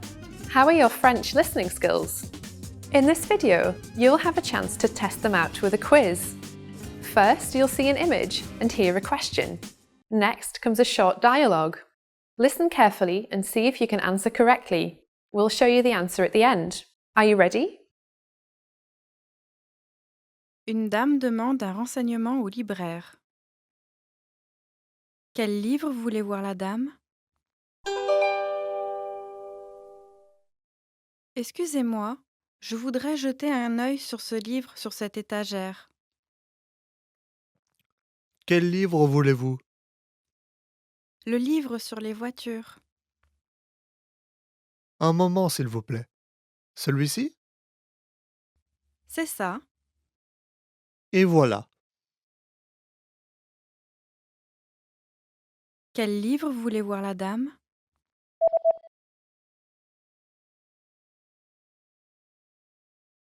Une dame demande un renseignement au libraire. Quel livre voulait voir la dame? Excusez-moi, je voudrais jeter un œil sur ce livre sur cette étagère. Quel livre voulez-vous? Le livre sur les voitures. Un moment, s'il vous plaît. Celui-ci?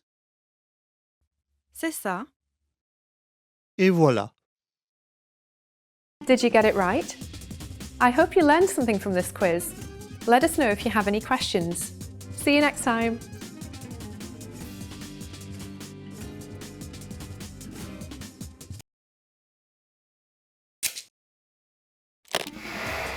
How are your French listening skills? First, you'll see an image and hear a question. Next comes a short dialogue. Listen carefully and see if you can answer correctly. We'll show you the answer at the end. Un homme et une femme regardent le menu d'un restaurant. Qu'a commandé le monsieur? Que voulez-vous commander? La pizza a l'air délicieuse. Je vais prendre ça. J'ai déjà mangé une pizza hier, donc. Ah, et pourquoi pas ce hamburger? Ça m'a l'air bien. Je prends ça. Qu'a commandé le monsieur?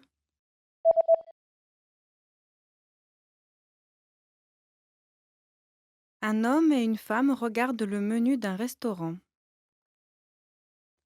Qu'a commandé le monsieur? Que voulez-vous commander? La pizza a l'air délicieuse. Je vais prendre ça. J'ai déjà mangé une pizza hier, donc. Ah, et pourquoi pas ce hamburger? Ça m'a l'air bien. Je prends ça. Did you get it right? I hope you learned something from this quiz. Let us know if you have any questions. See you next time.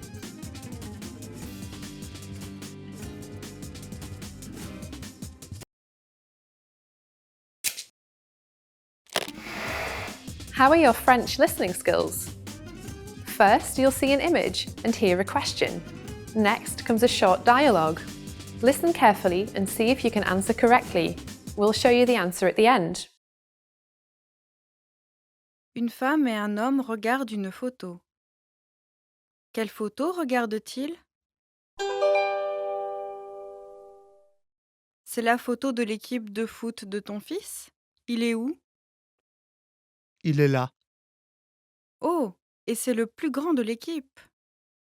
Il est plus grand que moi. Quelle photo regarde-t-il?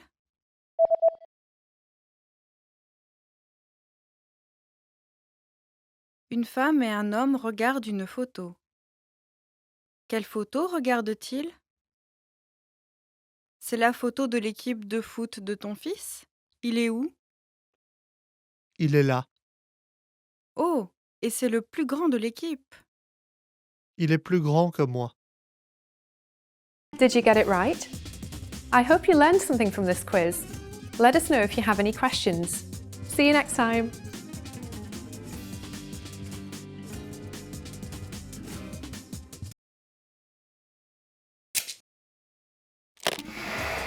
How are your French listening skills? First, you'll see an image and hear a question. Next comes a short dialogue. Listen carefully and see if you can answer correctly. We'll show you the answer at the end. Un garçon lit son journal intime.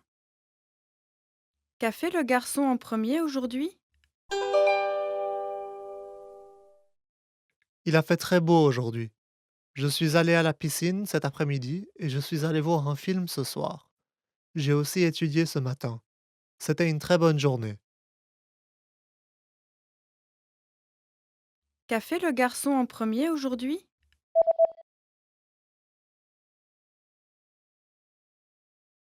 Un garçon lit son journal intime. Qu'a fait le garçon en premier aujourd'hui? Il a fait très beau aujourd'hui. Je suis allé à la piscine cet après-midi et je suis allé voir un film ce soir. J'ai aussi étudié ce matin. C'était une très bonne journée. Did you get it right? I hope you learned something from this quiz. Let us know if you have any questions. See you next time.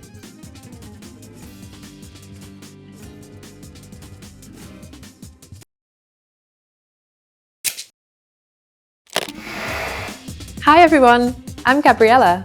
How are your French listening skills? In this video, you'll have a chance to test them out with a quiz. First, you'll see an image and hear a question. Next comes a short dialogue. Listen carefully and see if you can answer correctly. We'll show you the answer at the end. Are you ready? Un homme et une femme parlent. Quand vont-ils voir un film? Et si nous allions voir un film samedi prochain? Avec plaisir, mais j'ai un emploi à mi-temps le matin. À quelle heure allez-vous terminer votre emploi à mi-temps? Je vais finir à 2 heures. Alors, rencontrons-nous au café à 3 heures et allons voir un film à 4 heures. Ok. Quand vont-ils voir un film?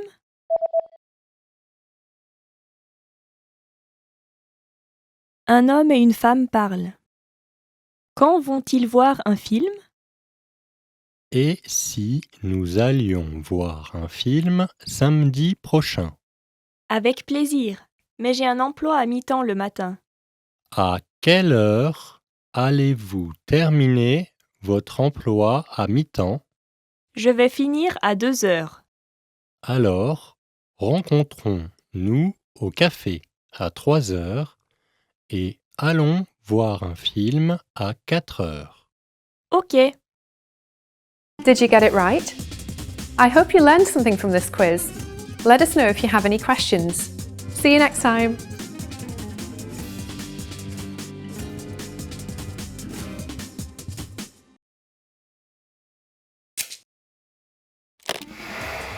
How are your French listening skills?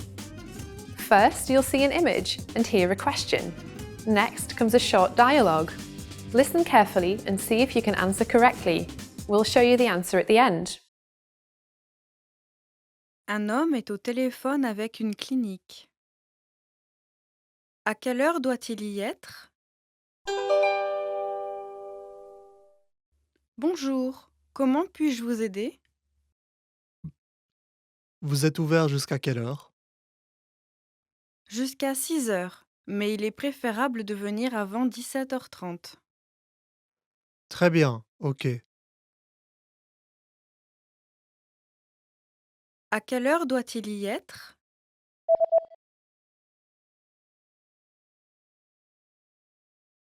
Un homme est au téléphone avec une clinique. À quelle heure doit-il y être? Bonjour, comment puis-je vous aider? Vous êtes ouvert jusqu'à quelle heure? Jusqu'à 6 heures, mais il est préférable de venir avant 17h30. Très bien, ok. Did you get it right? I hope you learned something from this quiz. Let us know if you have any questions. See you next time.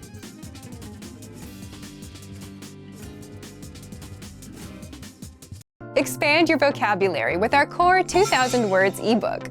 It's free and packed with essential expressions that you'll use on a daily basis. Start building your vocabulary today. Click the link in the description below to download your free French ebook before it's gone.